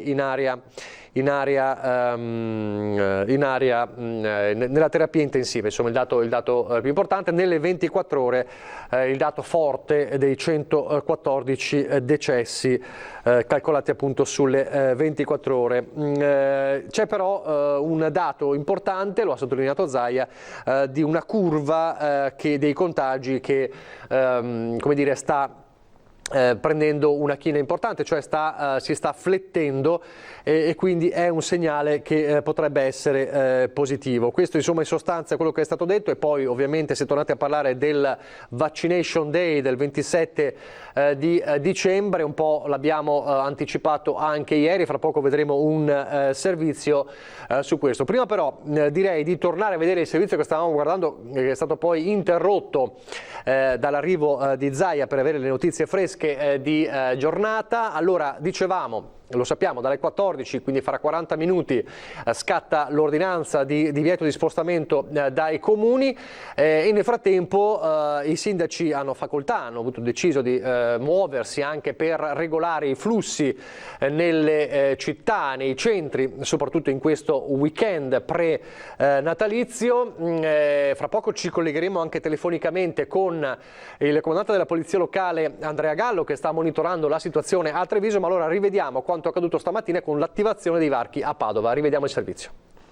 Non vale il fatto della parentela oggi e domani, perché è una cosa del sindaco questa, purtroppo. Mi dispiace. Ore 10 del mattino, il centro di Padova viene chiuso alle auto. Scatta l'ordinanza restrittiva del sindaco Sergio Giordani, che fino alle 19 durante tutto il fine settimana impone il divieto di entrata di auto e qualsiasi mezzo a motore nell'area del centro storico.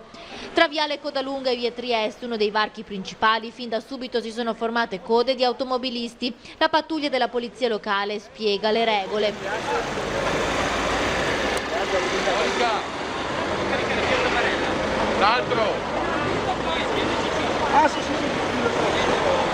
L'ordinanza proibisce l'accesso al centro storico per tutti i veicoli a motore, non impedisce l'accesso a persone fisiche, ai pedoni e alle biciclette. Ovviamente, come tutte le ordinanze, all'inizio ha creato dei rallentamenti alla circolazione, ma adesso che è attuata progressivamente sta andando molto meglio. Il centralino della centrale operativa è subissato di telefonate, ma le regole sono chiare, si può entrare solo per questi motivi. Sono riprese le classiche 3 motivazioni del DPCM Conte, che sono motivi di salute, motivi di lavoro o di necessità. Dopodiché i residenti sono autorizzati ad entrare e uscire, chiaramente come le persone che lavorano o hanno necessità di recarsi per motivazioni particolari all'interno del centro storico. L'ordinanza del sindaco ha imposto la chiusura anche dei parcheggi della Prandina, di quelli del capolinea nord di Ponte Vigo d'Arzare, del capolinea sud della Guizza e di Piazza Insurrezione. I varchi della ZTL inoltre saranno attivi 24 ore su 24. Allora, questo Padova stamattina, dicevo, fra poco ci collegheremo anche con il comandante della polizia locale di Treviso, dove appunto questa mattina, insomma, attorno alle 10 non c'era ancora la situazione che poteva portare all'attivazione dei varchi. Vedremo appunto cosa accadrà, e nel frattempo appunto ci sarà la chiusura dei confini comunali, di tutti i confini comunali evidentemente. Allora, mi avverte il buon Filippo Foschi insieme a Paolo Barbato, fra pochi secondi è pronto dalla sala stampa della Protezione Civile di Marghera. Allora facciamo così, visto che l'ordinanza regionale di Zaia, che parte fra pochi minuti, è operativa diciamo concretamente fra pochi minuti e resterà in vigore fino alla mezzanotte poi del 23, quindi dal 24 è operativo, vale il decreto Natale. Rivediamo per essere più informativi e precisi possibili quali sono le misure del decreto Natale, quindi torniamo sulle slide di Palazzo Chigi a partire dalla prima. Allora, eccolo qui: spostamenti vietati dal 21 dicembre al 6 di gennaio, vietato ogni spostamento tra regioni, questo al di là di rossi e arancioni, e anche da e per le province autonome di Bolzano e di Trento, compresi quelli per raggiungere le seconde case fuori regione. Poi la zona rossa è nei festivi e prefestivi, quindi ognuno di voi avrà sicuramente segnato nel calendario, vi aiutiamo ancora a farlo: 24, 25, 26, 27 e 31 dicembre 2020 e poi 1, 2, 3, 5 e 6 gennaio 2021. Sono consentiti gli spostamenti da casa solo per motivi di lavoro, salute e necessità, e quindi bisognerà utilizzare ovviamente l'autocertificazione per spostarsi. Ecco la novità, la deroga dei non conviventi dalle 5 alle 22, perché poi il coprifuoco resta sempre attivo alle 22, la visita ad amici e parenti, massimo 2 persone, i cosiddetti non conviventi, dai quali sono esclusi i figli minori di 14 anni, le persone con disabilità e quindi i conviventi non autosufficienti. Questa era diciamo la novità per salvare la famosa socialità del Natale. Dopodiché, cosa è consentito sempre nelle zone rosse? L'attività motoria, ma solo nei pressi della propria abitazione, l'attività sportiva all'aperto, ma solo in forma individuale, come era nel precedente lockdown. Cosa è chiuso nella zona rossa? I negozi, i centri estetici, bar e ristoranti. È sempre consentito l'asporto fino alle 22 e le consegne a domicilio senza restrizioni. Questo nelle giornate del 24, 25, 26, insomma quelle che leggete. Sempre in zona rossa, cos'è aperto allora? I supermercati, i negozi di beni alimentari, le prime necessità, farmacie e parafarmacie, le edicole, le tabaccherie, lavanderie e parrucchieri e barbieri. Quindi sono gli unici, diciamo, esercenti del servizio alla persona che sono aperti come zona rossa. Quando invece ci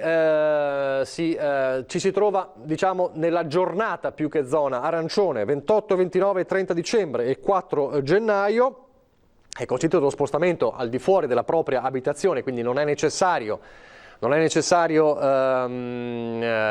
dover giustificare l'uscita di casa, ma lo si può fare solo all'interno del proprio comune. La novità, diciamo, dopo il grande dibattito di queste settimane, dai piccoli comuni fino ai 5.000 abitanti ci si può spostare in un raggio di 30 km senza poter però andare nei comuni capoluogo di provincia. Questo è un altro tema di dibattito perché può creare un po' di confusione. Cosa è chiuso nelle giornate arancioni? Bar e ristoranti. È consentito sempre l'asporto fino alle 22 e le consegne a domicilio senza restrizioni. Cos'è aperto? I negozi fino alle ore 21. È chiaro che quando parliamo di negozi aperti parliamo ovviamente di tutte le restrizioni possibili.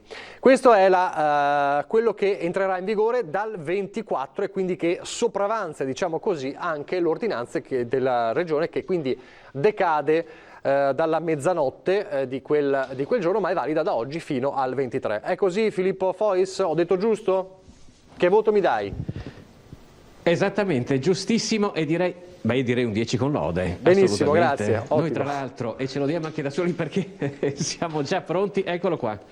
Non lo vedevamo da parecchi mesi, non ne sentivamo particolarmente la nostalgia. Questa è l'autodichiarazione ai sensi degli articoli 46 e 47 di cui ci dovremo munire per poterci muovere durante le giornate che ci attendono, quelle da zona rossa, e poi, come hai spiegato bene, ci saranno anche quelle di arancione.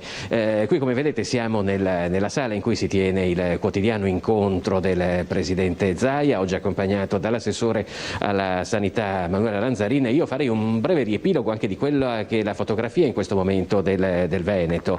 Ci sono stati 58.800 tamponi che sono stati fatti nelle ultime 24 ore, 18.924 molecolari e 39.877 test rapidi.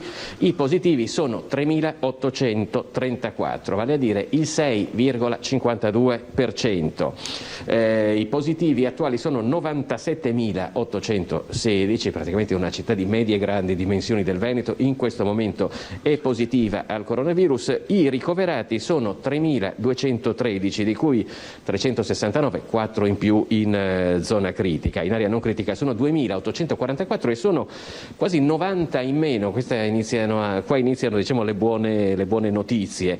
I dimessi in totale nelle ultime 24 ore sono 170. Poi rimane purtroppo il dato dei decessi, sono stati 114 nelle ultime 24 ore e il totale da quando è iniziata la pandemia è di 5.382 persone che hanno perso la vita.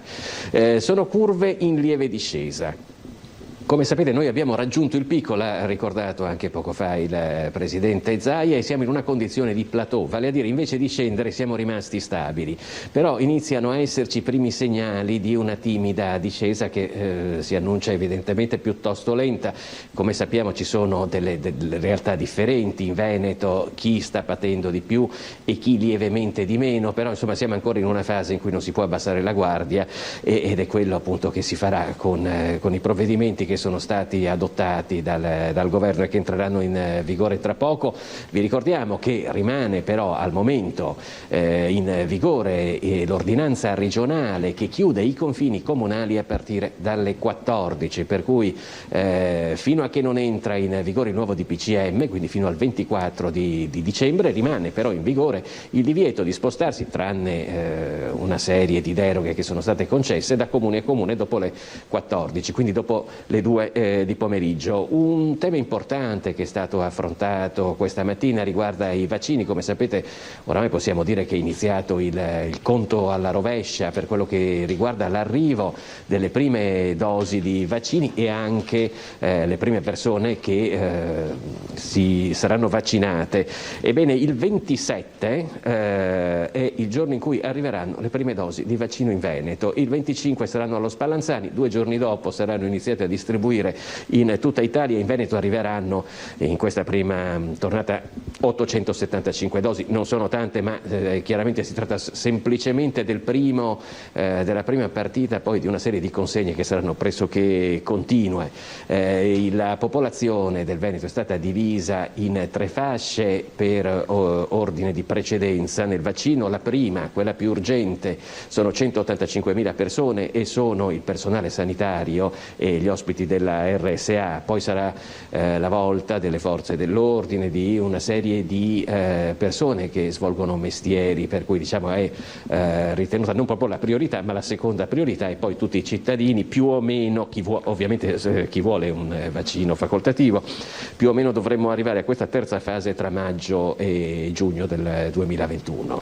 Filippo, Zaia è tornato anche sulla questione dei ristori, insomma ha anche affrontato questo tema sottolineando ancora una volta la necessità dei ristori, che pure ci sono, ma evidentemente dovranno essere ancora maggiori, perché c'è il rischio davvero di innescare una bomba sociale notevole. Sì, in effetti poi Zaia stesso ha detto che ha seguito come tutti noi la conferenza stampa di ieri del Presidente Conte tramite il suo profilo Facebook. Le cifre che sono state annunciate vanno bene, sperando che arrivino subito, ma sicuramente c'è parecchio da fare. E poi se vogliamo c'è anche un'altra questione che purtroppo continua a essere sul tavolo del dibattito, su questo tavolo, che è quella degli assembramenti. Nonostante i tanti appelli, sappiamo che comunque nei centri storici, anche in questo momento, dalle notizie che ci arrivano, o all'orario dell'aperitivo, che oramai si è spostato alle 4 di pomeriggio, alle 4 o 5 di pomeriggio, continuano a esserci piazze e locali molto molto affollati. Io ho chiesto personalmente a Zaia, per quello che riguarda, sapete, c'è un modello matematico che è attivo qui in Regione, che riesce più o meno con una certa, almeno con un'attendibilità che è stata molto alta durante la prima ondata, a prevedere che cosa accadrà tra una settimana. E questo modello matematico, ha detto Zaia, non aveva previsto tanto il plateau, ma perché? Perché ci sono stati un sacco di assembramenti e sono quelli che poi hanno provocato una serie di contagi che non hanno permesso a questa benedetta curva di scendere. Bene, allora grazie a Filippo Fois, grazie a Paola Barbato per il collegamento. Se non sbaglio adesso voi vi sposterete proprio per vedere uno dei punti di chiusura dei confini comunali, insomma, per capire un attimo come funziona, come sarà la situazione. Invece la nostra Ilaria Marchiori sta monitorando un po' la presenza di gente, insomma ci ha fatto capire che Mestre e Piazza Ferreto era particolarmente affollata questa mattina. Grazie a Filippo Fois e grazie a Paola Barbato. Allora io direi così, prima di collegarci con il comandante della polizia locale di Treviso, Andrea Gallo, lanciamo le previsioni del tempo. Intanto le previsioni del tempo.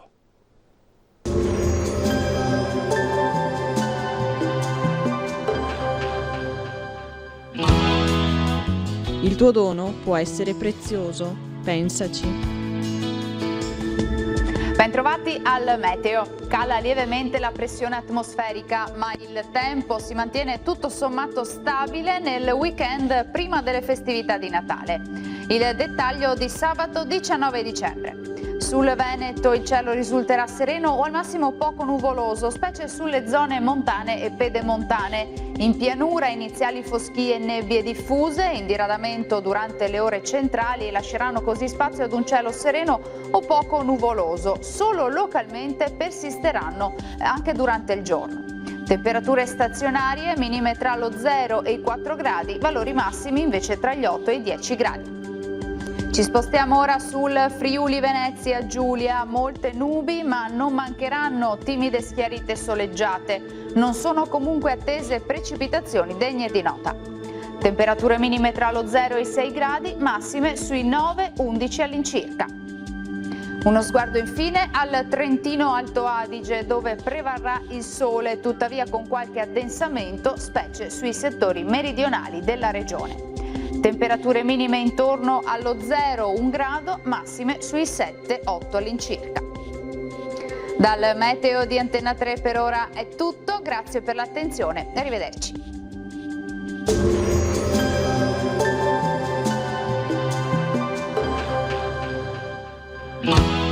Quando vai a donare, porta un amico. Più siamo, più bene facciamo.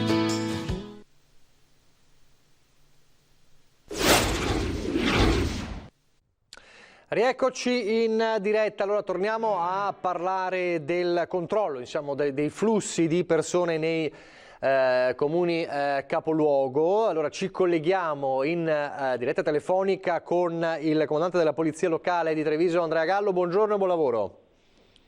Buongiorno a tutti e grazie. Allora, stanno dando le immagini di sabato scorso, cioè di quando per la prima volta si è attivata questa prima gestione dei flussi, riguardava in questo caso il Cal Maggiore, ma sappiamo poi, lo ha raccontato Conte in questa settimana, la gestione con i checkpoint, insomma, con i varchi a Treviso. Allora, ci può raccontare come è andata questa mattinata? Ma direi che la mattinata è andata indubbiamente bene. La città di Treviso è stata molto frequentata in centro storico, anche al mercato, dove abbiamo precluso il traffico in alcuni momenti in quanto c'era il rischio di assembramenti. Per quanto riguarda il centro storico, devo dire che sì, la città è stata molto frequentata, ma non a livelli della settimana scorsa, quindi non abbiamo per ora attivato i varchi, ma naturalmente siamo subito pronti ad attivarli qualora nel pomeriggio dovessero esserci delle situazioni tali da dover bloccare i 5 punti d'ingresso al centro storico. Ecco, voi ritenete che l'ordinanza regionale dalle 14 potrebbe migliorare la situazione, potrebbe quindi rendere più facile anche nel pomeriggio l'assenza di persone? Ma certamente l'ordinanza regionale che entra in vigore oggi alle ore 14 potrà sicuramente essere uno strumento in più per evitare gli assembramenti che abbiamo visto la settimana scorsa non solo a Treviso ma in tutti gli altri capoluoghi di provincia del Veneto e anche in tutta Italia. Siamo pronti però ad intervenire. Sicuramente il fatto che dalle 14 non si possa uscire dai confini comunali se non per le ragioni che conosciamo, ripeto, sicuramente questo è uno strumento in più e quindi non ci aspettiamo per il pomeriggio un'invasione del centro storico, ma naturalmente abbiamo oltre 40 persone tra agenti di polizia locale e volontari di protezione civile pronti a mettersi nei 5 varchi e bloccare le entrate nel centro storico di Treviso. Siccome è ripetita Juvante, ricordiamo chi incorre in infrazioni cosa rischia?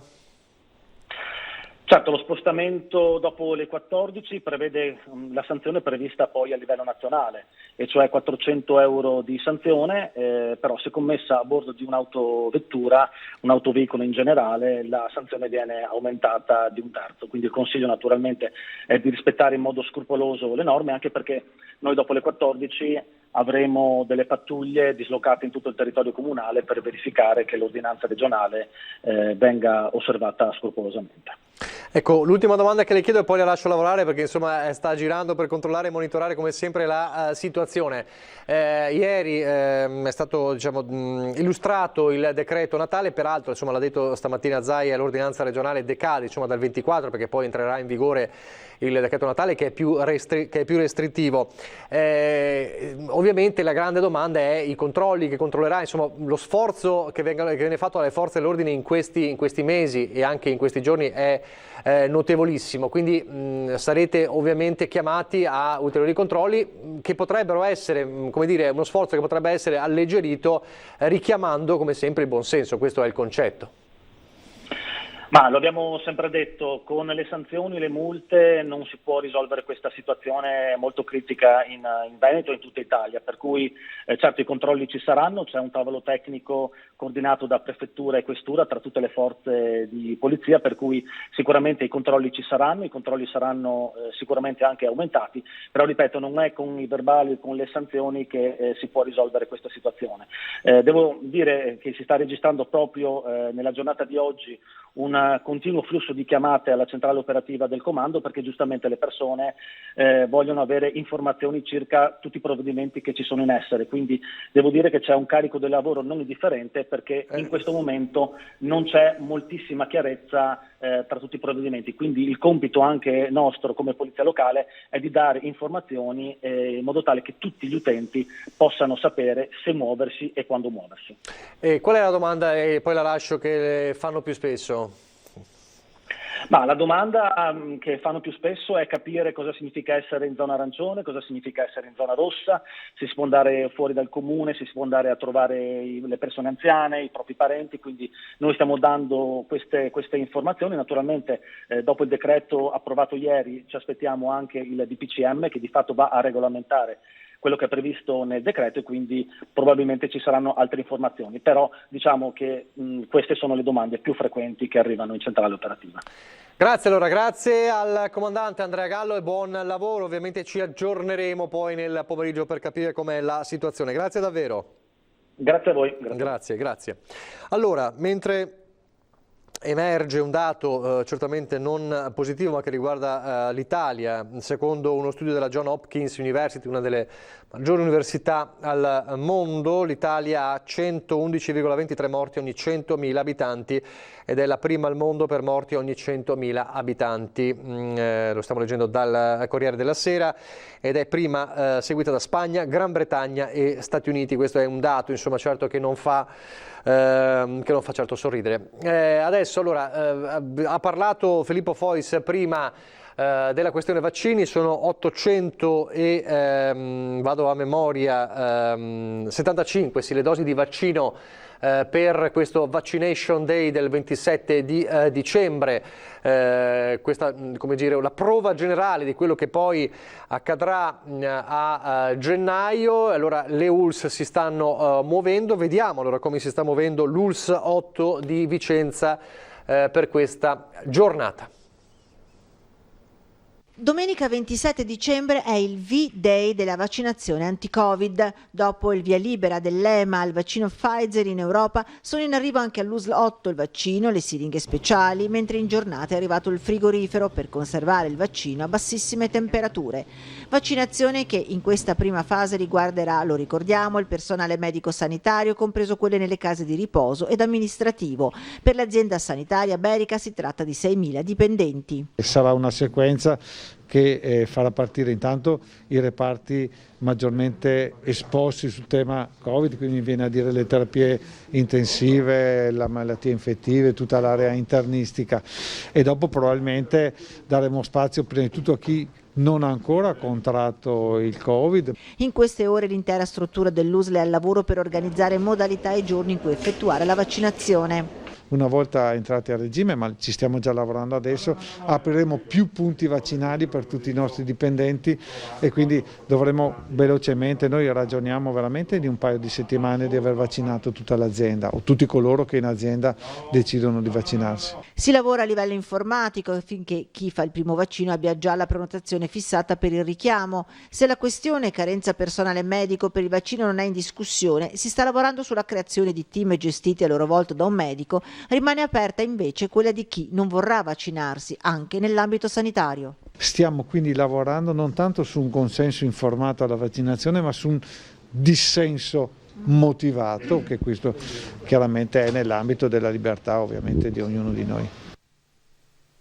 Il dibattito che resta forte sul vaccino, ci sono paesi che hanno già iniziato come la Gran Bretagna, ma soprattutto anche la Cina, e c'è uno storico ristoratore a Padova, cinese, che racconta ai nostri microfoni la sua esperienza con il vaccino anti-Covid. Si è vaccinato a settembre, sentiamolo. Allora, io ho fatto il vaccino in Cina 30 settembre, fino ad ora sono tutto bene, quindi secondo me conviene fare il vaccino. Paolo Xia, 70 anni, storico ristoratore cinese di Padova, si è già sottoposto al vaccino contro il Covid. Lo ha fatto nel suo paese d'origine, dove era tornato a gennaio per assistere il padre malato. Allora il coronavirus sembrava un'epidemia solo cinese. La famiglia di Paolo vive a 800 km circa da Wuhan e qui è rimasto in questi mesi fino a settembre, quando si è sottoposto al vaccino per poter tornare tranquillamente a casa. Dalla sua famiglia, che vive a Padova e che ha continuato a gestire lo storico ristorante di via Marsala in pieno centro storico. 2 dosi iniettate a distanza di mezz'ora, nessun effetto collaterale, ci dice. Quello che ho sentito io no, va tutto bene comunque. Agli italiani dici vaccinatevi? Secondo me sì, perché così per la sicurezza, anche per presto torna alla vita normale. In Cina il vaccino è obbligatorio e Paolo si sente di fare un appello anche agli italiani, invitandoli tutti a vaccinarsi per tutelare la collettività. Nel suo paese, dopo questa campagna di vaccinazione di massa, il virus sembra essere scomparso. No, la Cina è tornato quasi tutto normale, la vita normale per dire. Così la testimonianza del ristoratore cinese. Nel frattempo ci hanno raggiunto e li ringrazio per essere con noi Paolo e Giacomo Possamai, buongiorno, Partito Democratico, buongiorno. Salve, e Riccardo Barbisan, Lega, buongiorno. Buongiorno. Eccoci. Allora, con voi insomma ci accompagnate fino alla fine, insomma, quasi fino alla fine della nostra edizione straordinaria, per fare anche un po' il punto politico ovviamente sulla questione coronavirus. Allora, abbiamo ieri visto tutti quanti, insomma, a una certa ora, diciamo così, la conferenza stampa del Premier Conte. Abbiamo illustrato, insomma, anche questa mattina, rinfrescato un po' le idee sulle misure del decreto Natale. La novità di oggi, insomma, che già si poteva capire, ma c'è l'ufficialità, è che l'ordinanza regionale, che è attiva, lo ricordo, fra 8 minuti, diciamo, entra in vigore, però resterà, diciamo, operativa fino al 24, insomma, dal 24 decade, perché lascia il posto al decreto Natale, che è più restrittivo. Allora, un primissimo giudizio, Possamai e Barbisan, su questo decreto Natale. C'è chi dice è la soluzione di maggiore equilibrio, c'è chi dice forse i rigoristi dicono ci sono troppe deroghe, troppa confusione, dall'arancio al rosso, dal rosso all'arancio. Allora, Possamai. Buongiorno, mi sembra che sia il tentativo di contemperare varie esigenze, nel senso che c'è chi naturalmente, come diceva lei giustamente, tende a una maggiore apertura e chi invece chiede restrizioni molto forti, per cui per esempio nei giorni, diciamo così, in cui non ci sono festività particolarmente importanti, quindi anche il rischio di grandi pranzi o grandi cene legate a Natale o al Capodanno, si sia tentato di dare più spazio. È evidente che cercando di far questo è un decreto un po' come l'ordinanza di Zaia, che per alcuni versi ha delle complessità nell'applicazione, perché è evidente che più deroghe introduco, più diventa difficile anche per gli operatori della sicurezza, per chi dovrà poi farlo rispettare, il fatto di verificare effettivamente cosa sta capitando, perché se una persona sta tornando, faccio l'esempio sull'ordinanza di Zaia, alle 4 di sera verso casa e gli spiega che sta tornando da un ristorante in cui è entrato prima delle 2, cosa facciamo? Gli chiediamo di mostrare lo scontrino, per cui molto difficile. Allo stesso modo ci sono tante deroghe nel DPCM, anche se non c'è questo elemento orario, che secondo me nell'ordinanza di Zaia è il vero elemento di complessità e di confusione, come hanno segnalato per inciso anche le categorie economiche, però anche nel DPCM di deroghe ce ne sono tante. Ecco, per capirci, non c'entra niente col lockdown che abbiamo vissuto a primavera. Io mi auguro che basti, nella consapevolezza che, e su questo tutti gli scienziati e tutte le figure istituzionali sono d'accordo che il grande rischio durante le vacanze di Natale è che siano l'incubatore per un'accelerazione micidiale del virus che diciamo così, che rischia di coincidere da un lato con l'arrivo dell'influenza e dall'altro col grande piano di vaccinazioni che parte a gennaio. Barbisan. Sì, io credo che sia stato fatto un buon lavoro, e del resto anche il presidente Zaia aveva detto non aspetterò sabato senza prendere delle decisioni se non ce ne saranno dal governo. Le decisioni del presidente sono state prese. Dico solo a scanso di equivoci e anche per cercare di capire meglio, per quanto io possa spiegare, insomma, il rientro al proprio domicilio o il rientro alla propria abitazione, soprattutto la propria residenza, è sempre contemplato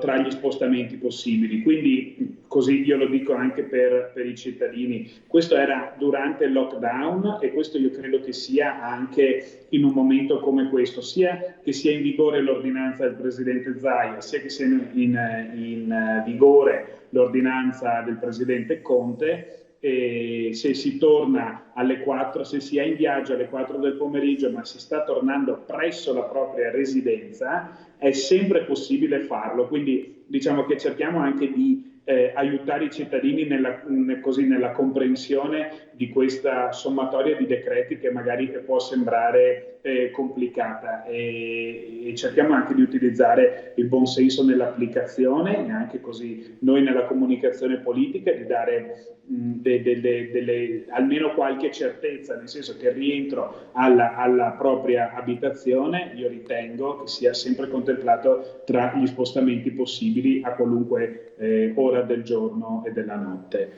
Credo che siamo in un momento veramente complesso.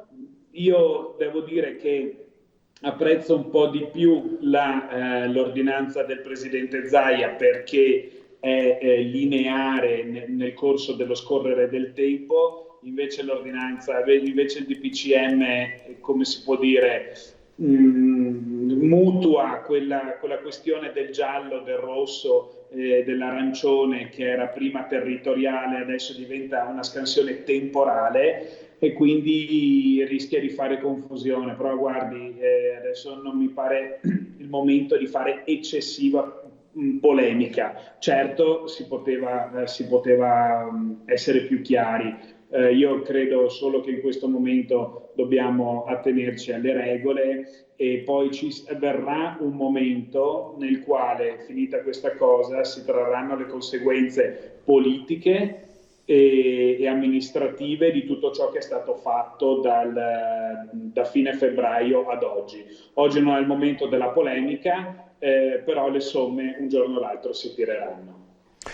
Ecco, dice Barbisan, insomma, non è il momento della polemica, forse qualcosa di meglio si poteva fare, ma insomma adesso le somme, diciamo, i conti si fanno alla fine di questa situazione. Mi dà l'impressione, Possamai, che lei avrebbe, se fosse stato insomma dentro al governo, avrebbe chiesto maggiore rigore rispetto al risultato del decreto Natale, così?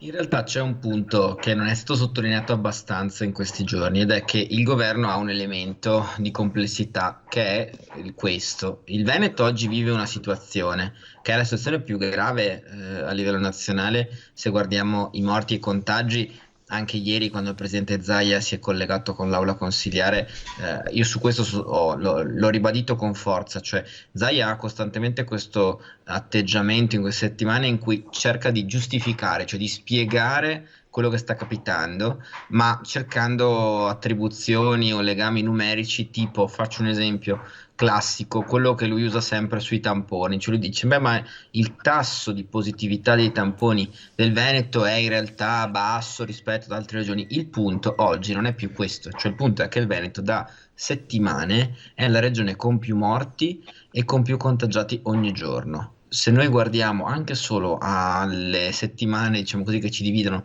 dal 1° di dicembre, cioè quanti sono morti in questo mese, sono morte più di 1200 persone, cioè in pratica è come se un paese come Alleghe, un paese come Valdastico, per citare 2 paesi della nostra regione, fossero spariti. Per cui il dato in Veneto è terribile. E qual è l'elemento di differenza fra il DPCM e l'ordinanza di Zaia? Il punto è che il DPCM, essendo nazionale, deve contemperare esigenze diverse oggi tra le regioni. Cioè, ci sono regioni che sono oggi con contagi bassissimi, con R con T bassissimo, per cui spiegare ai cittadini di quelle regioni che dovranno subire le stesse restrizioni che subiamo in Veneto ovviamente è complicato. E questo è un punto. L'ordinanza di Zaia ha una grande differenza, e cioè che si applica solo alla nostra regione, ovviamente. Per cui il motivo per cui nei giorni scorsi abbiamo chiesto di intervenire prima era proprio questo, perché più tardi intervieni, più sei costretto a intervenire con durezza, e i giorni persi a ragionare invece che ad intervenire, a parlare, a fare le conferenze stampa invece che a emanare ordinanze, oggi ci hanno costretto probabilmente a una situazione più grave rispetto a quella di tante altre regioni. Questo è il punto. Dopodiché io sono molto d'accordo con Barbisan, non è il tempo delle polemiche perché siamo in una situazione talmente complicata che veramente non ha senso, però è il tempo della consapevolezza, cioè di sapere che oggi il Veneto rischia di diventare la Lombardia della seconda ondata. Se non partiamo da questa presa di consapevolezza, veramente rischiamo a gennaio, ma questo l'ha detto anche Zaia ieri in consiglio, di assistere al disastro perfetto, cioè una situazione in cui la combinazione tra influenza che arriva, un livello di contagi già troppo alto quando entriamo nelle vacanze di Natale e un piano di vaccinazioni che dobbiamo fare, ma provate a pensare come possiamo metterlo in campo in una situazione in cui magari dobbiamo dire alle persone che non devono uscire di casa, e provate a pensare questo cocktail che cosa può significare. Quindi purtroppo le vacanze di Natale da questo punto di vista devono essere caratterizzate da un'attenzione assolutamente particolare. Barbisan. Sì, non mi convince del tutto il ragionamento svolto, però cosa vuole? Rimango della mia opinione. Non voglio, cioè, qui è troppo facile rimbalzare la palla della responsabilità tra l'uno e l'altro, però vede, se il governo avesse voluto metterci in zona rossa o arancione lo avrebbe chiaramente e potuto fare.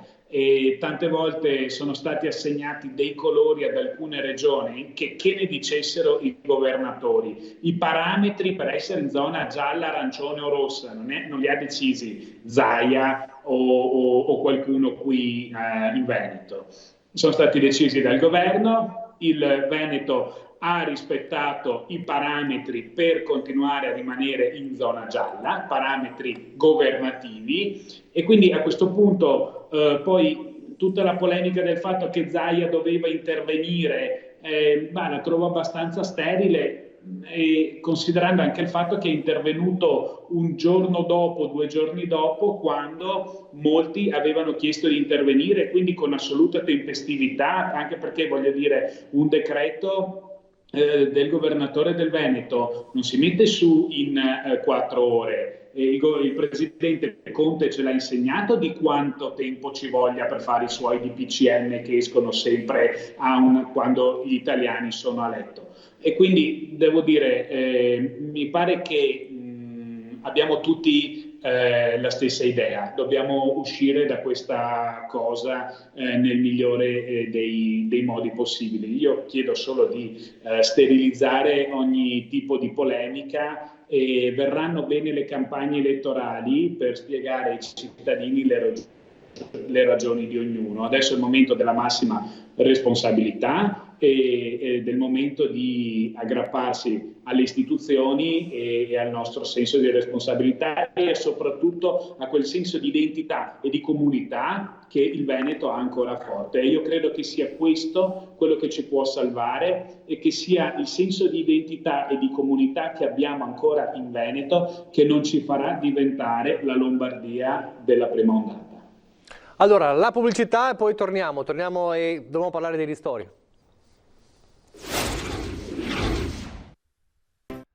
Rieccoci allora in diretta, torniamo con i nostri ospiti, vediamo se riappare Riccardo Barbisan, vedo una tenda per ora, intanto chiedo a... eccolo qua, bravissimo. Allora torniamo sull'altro fronte di discussione ovviamente, perché la scelta zona rossa, zona gialla, zona arancione è strettamente legata a doppio filo alla questione dei ristori. Oggi è tornato a parlarne Zaia dicendo adesso è fondamentale insomma, che i ristori siano e anche di una certa consistenza, perché ha detto testualmente, insomma adesso non ricordo esattamente le parole, ma la gente potrebbe insomma, andare fuori di testa. Ci sono 640 milioni di euro nel decreto Natale insomma, per questo. Possa mai, questo è l'altro tema grande, questo è l'altro tema davvero importante. Certo, è fondamentale, nel senso che nel momento in cui si chiudono delle attività economiche come ristoranti, bar, ristorazione in genere, in una fase fondamentale come quella natalizia delle feste, è evidente che vanno previsti ristori, quindi è cruciale che arrivino e che arrivino soprattutto che ristorino la gran parte del fatturato perso, che non siano semplicemente degli indennizi limitati, e questo è un punto. C'è un secondo punto, anche su questo abbiamo detto molto nei giorni scorsi, ed è che però oltre allo Stato anche la Regione deve fare la sua parte, cioè noi in queste settimane abbiamo proposto emendamenti al bilancio in cui chiedevamo per esempio di dare ristori anche ad alcuni codici Ateco non coperti fino ad oggi dalle misure nazionali da un lato, e anche che il governatore, il presidente della regione, insomma nel momento in cui decideva chiusure o restrizioni come quelle per esempio della chiusura o meglio delle 14, diciamo così, del rientro alle 14 o della non uscita dei comuni alle 14, spiegasse e inserisse all'interno dell'ordinanza anche dei ristori alle attività economiche che inevitabilmente finiranno danneggiate, perché non si capisce perché lo Stato deve fare la sua parte e la deve fare fino in fondo, e come Veneto dobbiamo fare una battaglia perché la faccia, ma la Regione quando decide, quando sceglie, quando fa ordinanze, quando mette in campo delle misure che danneggiano economicamente un territorio, e lo fa non perché gli piaccia ovviamente, ma perché in questo momento è necessario per la pandemia, deve però altrettanto pensare e prevedere che servono ristori e quindi metterci anche fondi propri, perché sennò la responsabilità è sempre degli altri e non è mai nostra, non è mai della regione. Attenzione che qui la scusa dell'autonomia non tiene, nel senso che tutti vogliamo l'autonomia e speriamo che arrivi prima possibile, però non ci spieghiamo allora perché l'Emilia Romagna e la Lombardia, per citare due regioni vicine al Veneto, hanno in questi mesi provveduto a ristori propri, cioè metterci soldi della regione per ristorare le attività economiche colpite, mentre il Veneto giustifica sempre Zaia, come tutti gli assessori regionali, dicendo che i soldi non ci sono. E non basta neanche la storia del Veneto tax free, perché l'addizionale IRPEF su cui ieri finalmente l'assessore Calzavara ha aperto in Consiglio regionale, non basta. Il punto è semplicemente che per qualche motivo si è scelto di investire i soldi da parti diverse e di non provvedere a ristori propri con le finanze regionali. Barbisan, è così? Oppure l'IRPEF, come aveva detto poi anche Zaia qualche tempo fa, creando poi un dibattito, quella addizionale forse sarebbe servita per avere un fondo da utilizzare? Guardi, noi siamo affezionati al fatto di mettere le mani in tasca ai cittadini meno possibile, a differenza del centro-sinistra che invece è sempre prodigo nel aumentare le tasse. E la questione è molto semplice. Emilia Romagna e Lombardia applicano l'addizionale IRPEF, che nel nostro caso potrebbe valere dai 400 agli 800 milioni di euro circa, dipende insomma quali fasce di reddito e quali aliquote si andrebbero ad applicare, quali fasce di reddito si andrebbero ad interessare. Abbiamo pensato di fare un bilancio ancora per l'anno prossimo senza addizionale IRPEF. È certo che è un dibattito, però è vero anche che andare a prendere i soldi dai cittadini per ridarli ai cittadini è una somma che alla fine più 1 o meno 1 fa sempre 0, non è che ce li inventiamo da qualche parte, quindi sinceramente, perché dopo I soldi si devono chiedere a tutti a seconda del reddito che uno percepisce, però ci sono redditi che oggi sono garantiti e redditi che non sono garantiti. Andremo a colpire anche i redditi che non sono garantiti e questo, diciamo, comporterebbe ancora maggiore complessità. Sul tema dei ristori in generale, comunque, i ristori dello Stato, guardi, io ieri ero nel pomeriggio in una pasticceria e parlavo con questo artigiano. Mi diceva che ristori lui non ne ha visti e che l'80% degli iscritti alla sua associazione di categoria che avevano chiesto il ristoro possono ben dire di non aver visto il becco di un quattrino per dei ristori previsti dallo Stato ad oggi, e che comunque la cifra si aggirava su un volume, diremo così, del tutto ridottissimo rispetto agli incassi persi. Mai prima parlava della possibilità di ristorare vicino alla somma di quanto perso, ma questa, ragazzi, parliamoci chiaro, cioè usciamo una volta per tutte da questa fantasia. Trovare i soldi per ristorare tutti per gli incassi persi è una cosa che non succederà mai in Italia. Non ci sono i soldi, in parte non c'è neanche la volontà politica, perché probabilmente i soldi servono per altro, e quindi è vero, l'unica cosa che ci possiamo chiedere è la celerità di questi ristori, ma non riempiamo la testa dei cittadini dicendogli che se li chiudiamo poi li ristoreremo, perché il ristoro sarà sempre una parte infinitesimale rispetto al volume d'affari perso. Ecco, quindi è un tema sul quale si parla molto e si dibatte molto. Sull'entità dei ristori io starei molto, come si può dire, con i piedi per terra, e andrei con i piedi di piombo. Sul tema della celerità di questi mini ristori, a questo punto direi mini ristori, perché pensate, prima si parlava della dotazione della finanziaria della norma sui ristori, probabilmente lei parlava di qualche centinaio di milioni di euro, non so se ho sentito bene, ma è una cifra che torna anche a me, giusto? Sì, certo. Ma voi pensate una stagione invernale persa solo sulle nostre montagne, sulle montagne del Bellunese, cosa vuol dire? Ma lì si perdono decine di milioni di euro al giorno. Ma di cosa stiamo parlando? Stiamo parlando di 600-800 milioni di euro da dividere per tutta Italia. Il Veneto perderà decine di milioni di euro al giorno, ma solo nel comparto dello sci e di tutto quello che ci va attorno, alla ristorazione, alla ricezione, il noleggio, eccetera. Quindi guardate, io sul tema dei ristori sono veramente molto, molto scettico. Dico che quei pochi che ci saranno, almeno che arrivino velocemente. E su questo il governo si deve impegnare molto di più di quanto fatto rispetto alla prima ondata, sicuramente. Posamai, l'ha sentito, no? Cioè, maggiore, come dire, concretezza, non possiamo illudere che possano bastare, almeno che arrivino. Questo è il concetto, perché appunto è chiaro che ristorare tutti di quanto perso è sostanzialmente una favola, dice Barbisan. Beh, che i ristori purtroppo non andranno a colmare la parità di fatturato delle attività economiche è assolutamente evidente, e quindi su questo figurarsi se non siamo d'accordo. Così come è evidente, sono perfettamente d'accordo che questi ristori debbano arrivare presto, perché ormai sono tanti mesi che realtà economiche come appunto bar, ristoranti vivono situazioni di grandissima difficoltà, per cui non è neanche più pensabile che possano arrivare tardi o che ci possa volere troppo tempo. Quindi su questo fronte siamo perfettamente d'accordo e siamo allineati.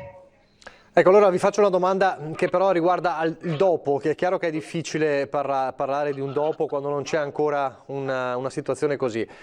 Questa situazione, questa certezza del fatto che i ristori, per quanto possono essere celeri, non possono certamente coprire il fallimento di tante attività, perdite ingentissime, soprattutto per il turismo, ma non solo.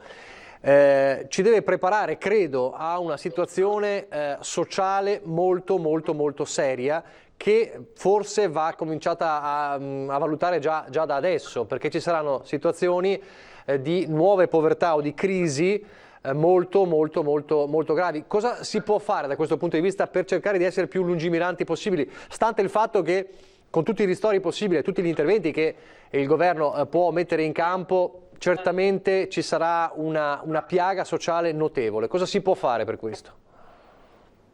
Chi parla? Possamai, partiamo da chi parla dal più alto in grado. Possamai. Beh, oddio. No, che cosa si può fare? Ovviamente è complesso. Noi abbiamo si sta già proposto, pensando a questo voglio chiedere, si sta già pensando, perché è chiaro che sarà così, si sta già pensando a come mettere in campo aiuti ma proprio molto concreti per nuove povertà. Parliamo del governo o parliamo della regione? Ma governo e regione. Allora, il governo immagino che dovrà strutturare cose come quella già fatta in primavera e rinnovata in quest'autunno. Penso ai buoni spesa, cioè penso alle attività legate per esempio all'aspetto alimentare, che è fondamentale, perché non è pensabile che in un paese come l'Italia, in un paese sviluppato, in un paese occidentale, ci siano persone che non sono in grado di procurarsi e di avere un pasto. Quindi su questo fronte sicuramente bisognerà nei prossimi mesi non soltanto proseguire, ma temo incrementare le risorse. Le code le abbiamo viste nei giorni scorsi davanti alle mense popolari, sono girati dei video terribili, tenendo anche conto tra l'altro che c'è il grande problema che le mense popolari per loro stessa funzione in realtà non possono andare come sono sempre andate, cioè non possono. Si è bloccato per un attimo, adesso forse lo recuperiamo, eccolo qua. Sì, adesso sì. No, dicevo che ovviamente c'è un grande problema legato anche lì agli assembramenti, perché l'unica cosa che si può fare è la consegna delle derrate alimentari. Questo è un aspetto e su questo governo e sicuramente anche la regione dovrà intervenire, perché nuove povertà stanno emergendo. E l'altro aspetto è concentrarsi da subito sulla ripartenza. Questo vale per il governo e vale per la regione. Abbiamo la necessità di investire tanto, perché appena sarà possibile, cioè appena la vaccinazione ci consentirà di guardare al futuro, il punto cruciale diventa come riparte questo paese e come riparte questa regione. Quindi grandi investimenti ovviamente sull'aspetto industriale, di rilancio e di crescita, ma anche grandi investimenti per rimettere in pista le attività economiche. Abbiamo parlato molto di attività economiche legate alla ristorazione in questo collegamento. Penso anche a quelle che avranno bisogno di investimenti, di incentivi per ripartire, cioè finirà la parte dei ristori e incomincerà la parte del rilancio. Ecco, su questo bisogna concentrarsi da subito. Grazie, allora so che ci deve lasciare, allora ringrazio Giacomo Possamai, davvero. Allora l'ultima battuta anche per Riccardo Barbisan. Allora, a cosa si può pensare per mettere in campo, quando il problema sarà immediato? Guardi, velocissimamente. Allora, su tutto il tema della charity pubblica, mi faccio utilizzare questo termine così mi sento anch'io alla page, e bisogna continuare a utilizzare la rete dei comuni, come è stato fatto. E quindi su tutto quello che è sussidio, sostegno al reddito, utilizzare le autonomie locali, specialmente i comuni. Questo ovviamente non basta per ridurre le code alla Caritas, perché non è che aumentando i soldi dei buoni spesa la gente poi sta meglio. Bisogna trovargli un lavoro, ovviamente. Solo il lavoro dà la possibilità a una persona di diventare autonoma e di fare meno di fare la coda alla Caritas. Allora è necessario invece, per quanto riguarda il rilancio industriale, utilizzare la rete delle regioni. Vi sono tutta una serie di infrastrutture che possono essere seguite a livello regionale, però è necessaria una revisione totale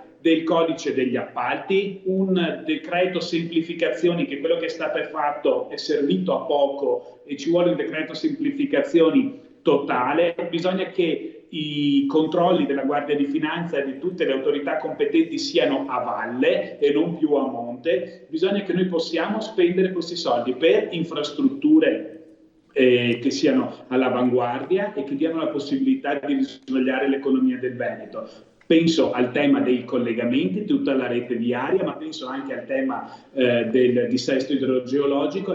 Vi è la possibilità finalmente di poter mettere a mano a uno dei grandi mali dell'Italia, dando molto lavoro alle nostre imprese. Solo con il lavoro si riparte. Tutto il tema dell'assistenza e della sussidiarietà che deve essere data nella sua operatività alla rete dei comuni e delle autonomie locali è necessaria nel primo momento, ma noi non possiamo pensare di trasformare l'Italia in una onlus che dà contributi per vivere. Abbiamo bisogno di far lavorare la gente.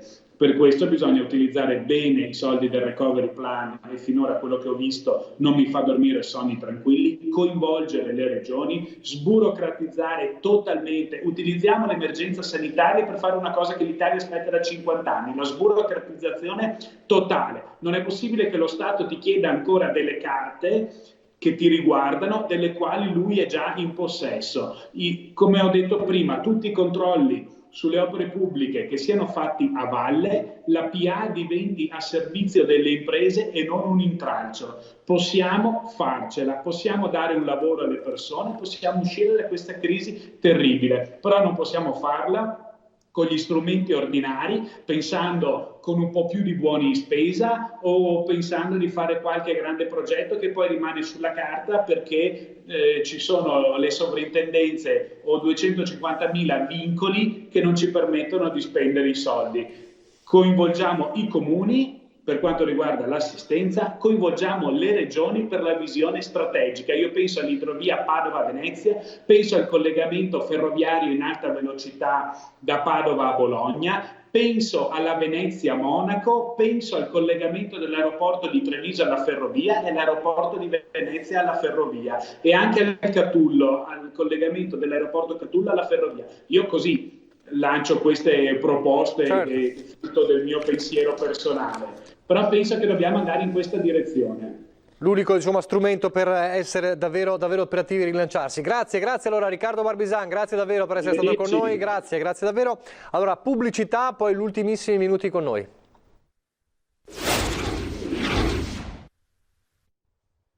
Rieccoci in diretta. Allora è scattata da circa quasi mezz'ora l'ordinanza regionale del governatore Zaia, che però come abbiamo imparato oggi varrà fino alla mezzanotte del 23, insomma allo scoccare tra il 23 e il 24 poi entra in vigore, che essendo più restrittiva, il decreto Natale che abbiamo più volte illustrato anche questa mattina, ma da oggi e fino al 23, fino a mezzanotte resta l'ordinanza e quindi il divieto di spostarsi dai propri comuni dalle 14. C'è un aggiornamento che riguarda il bollo auto, perché con l'approvazione della legge di stabilità 2021, secondo elemento normativo della manovra finanziaria della Regione Veneto, è stata approvata dal Consiglio regionale la norma sul rinvio del versamento del bollo auto su proposta dell'assessore al bilancio Francesco Calzavara, quindi il rinvio del pagamento del bollo auto a giugno del 2021.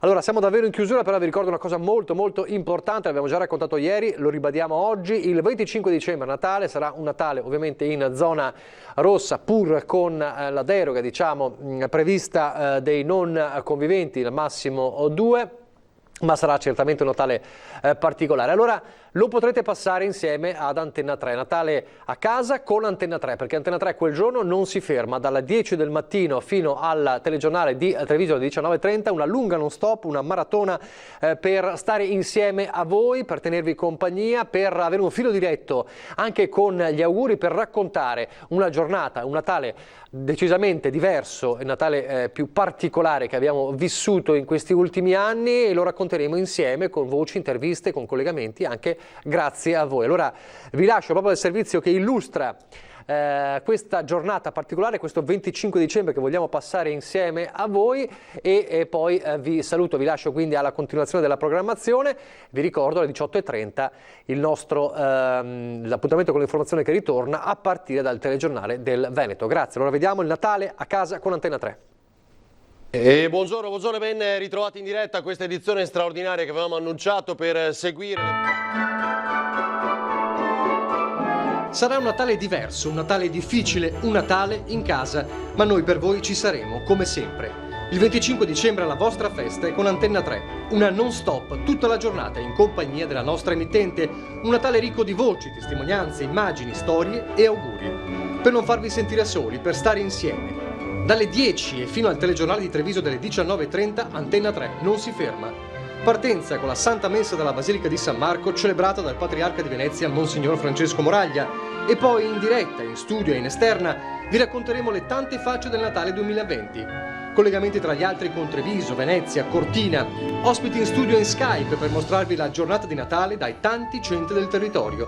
E poi la musica, balsamo per curare le ferite del Covid, concerti e canti per condividere insieme un giorno diverso dagli altri, soprattutto in quest'anno. Senza dimenticare il filo diretto con voi telespettatori.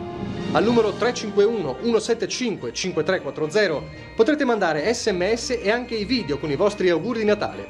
Auguri a tutti o a chi vi sta più a cuore. Uniremo le vostre voci con quelle dei vostri cari distanti e con i quali non potrete passare la festa. Vi daremo la possibilità di farlo insieme a noi in questo Natale a casa con Antenna 3. Torniamo in diretta, siamo sempre in diretta.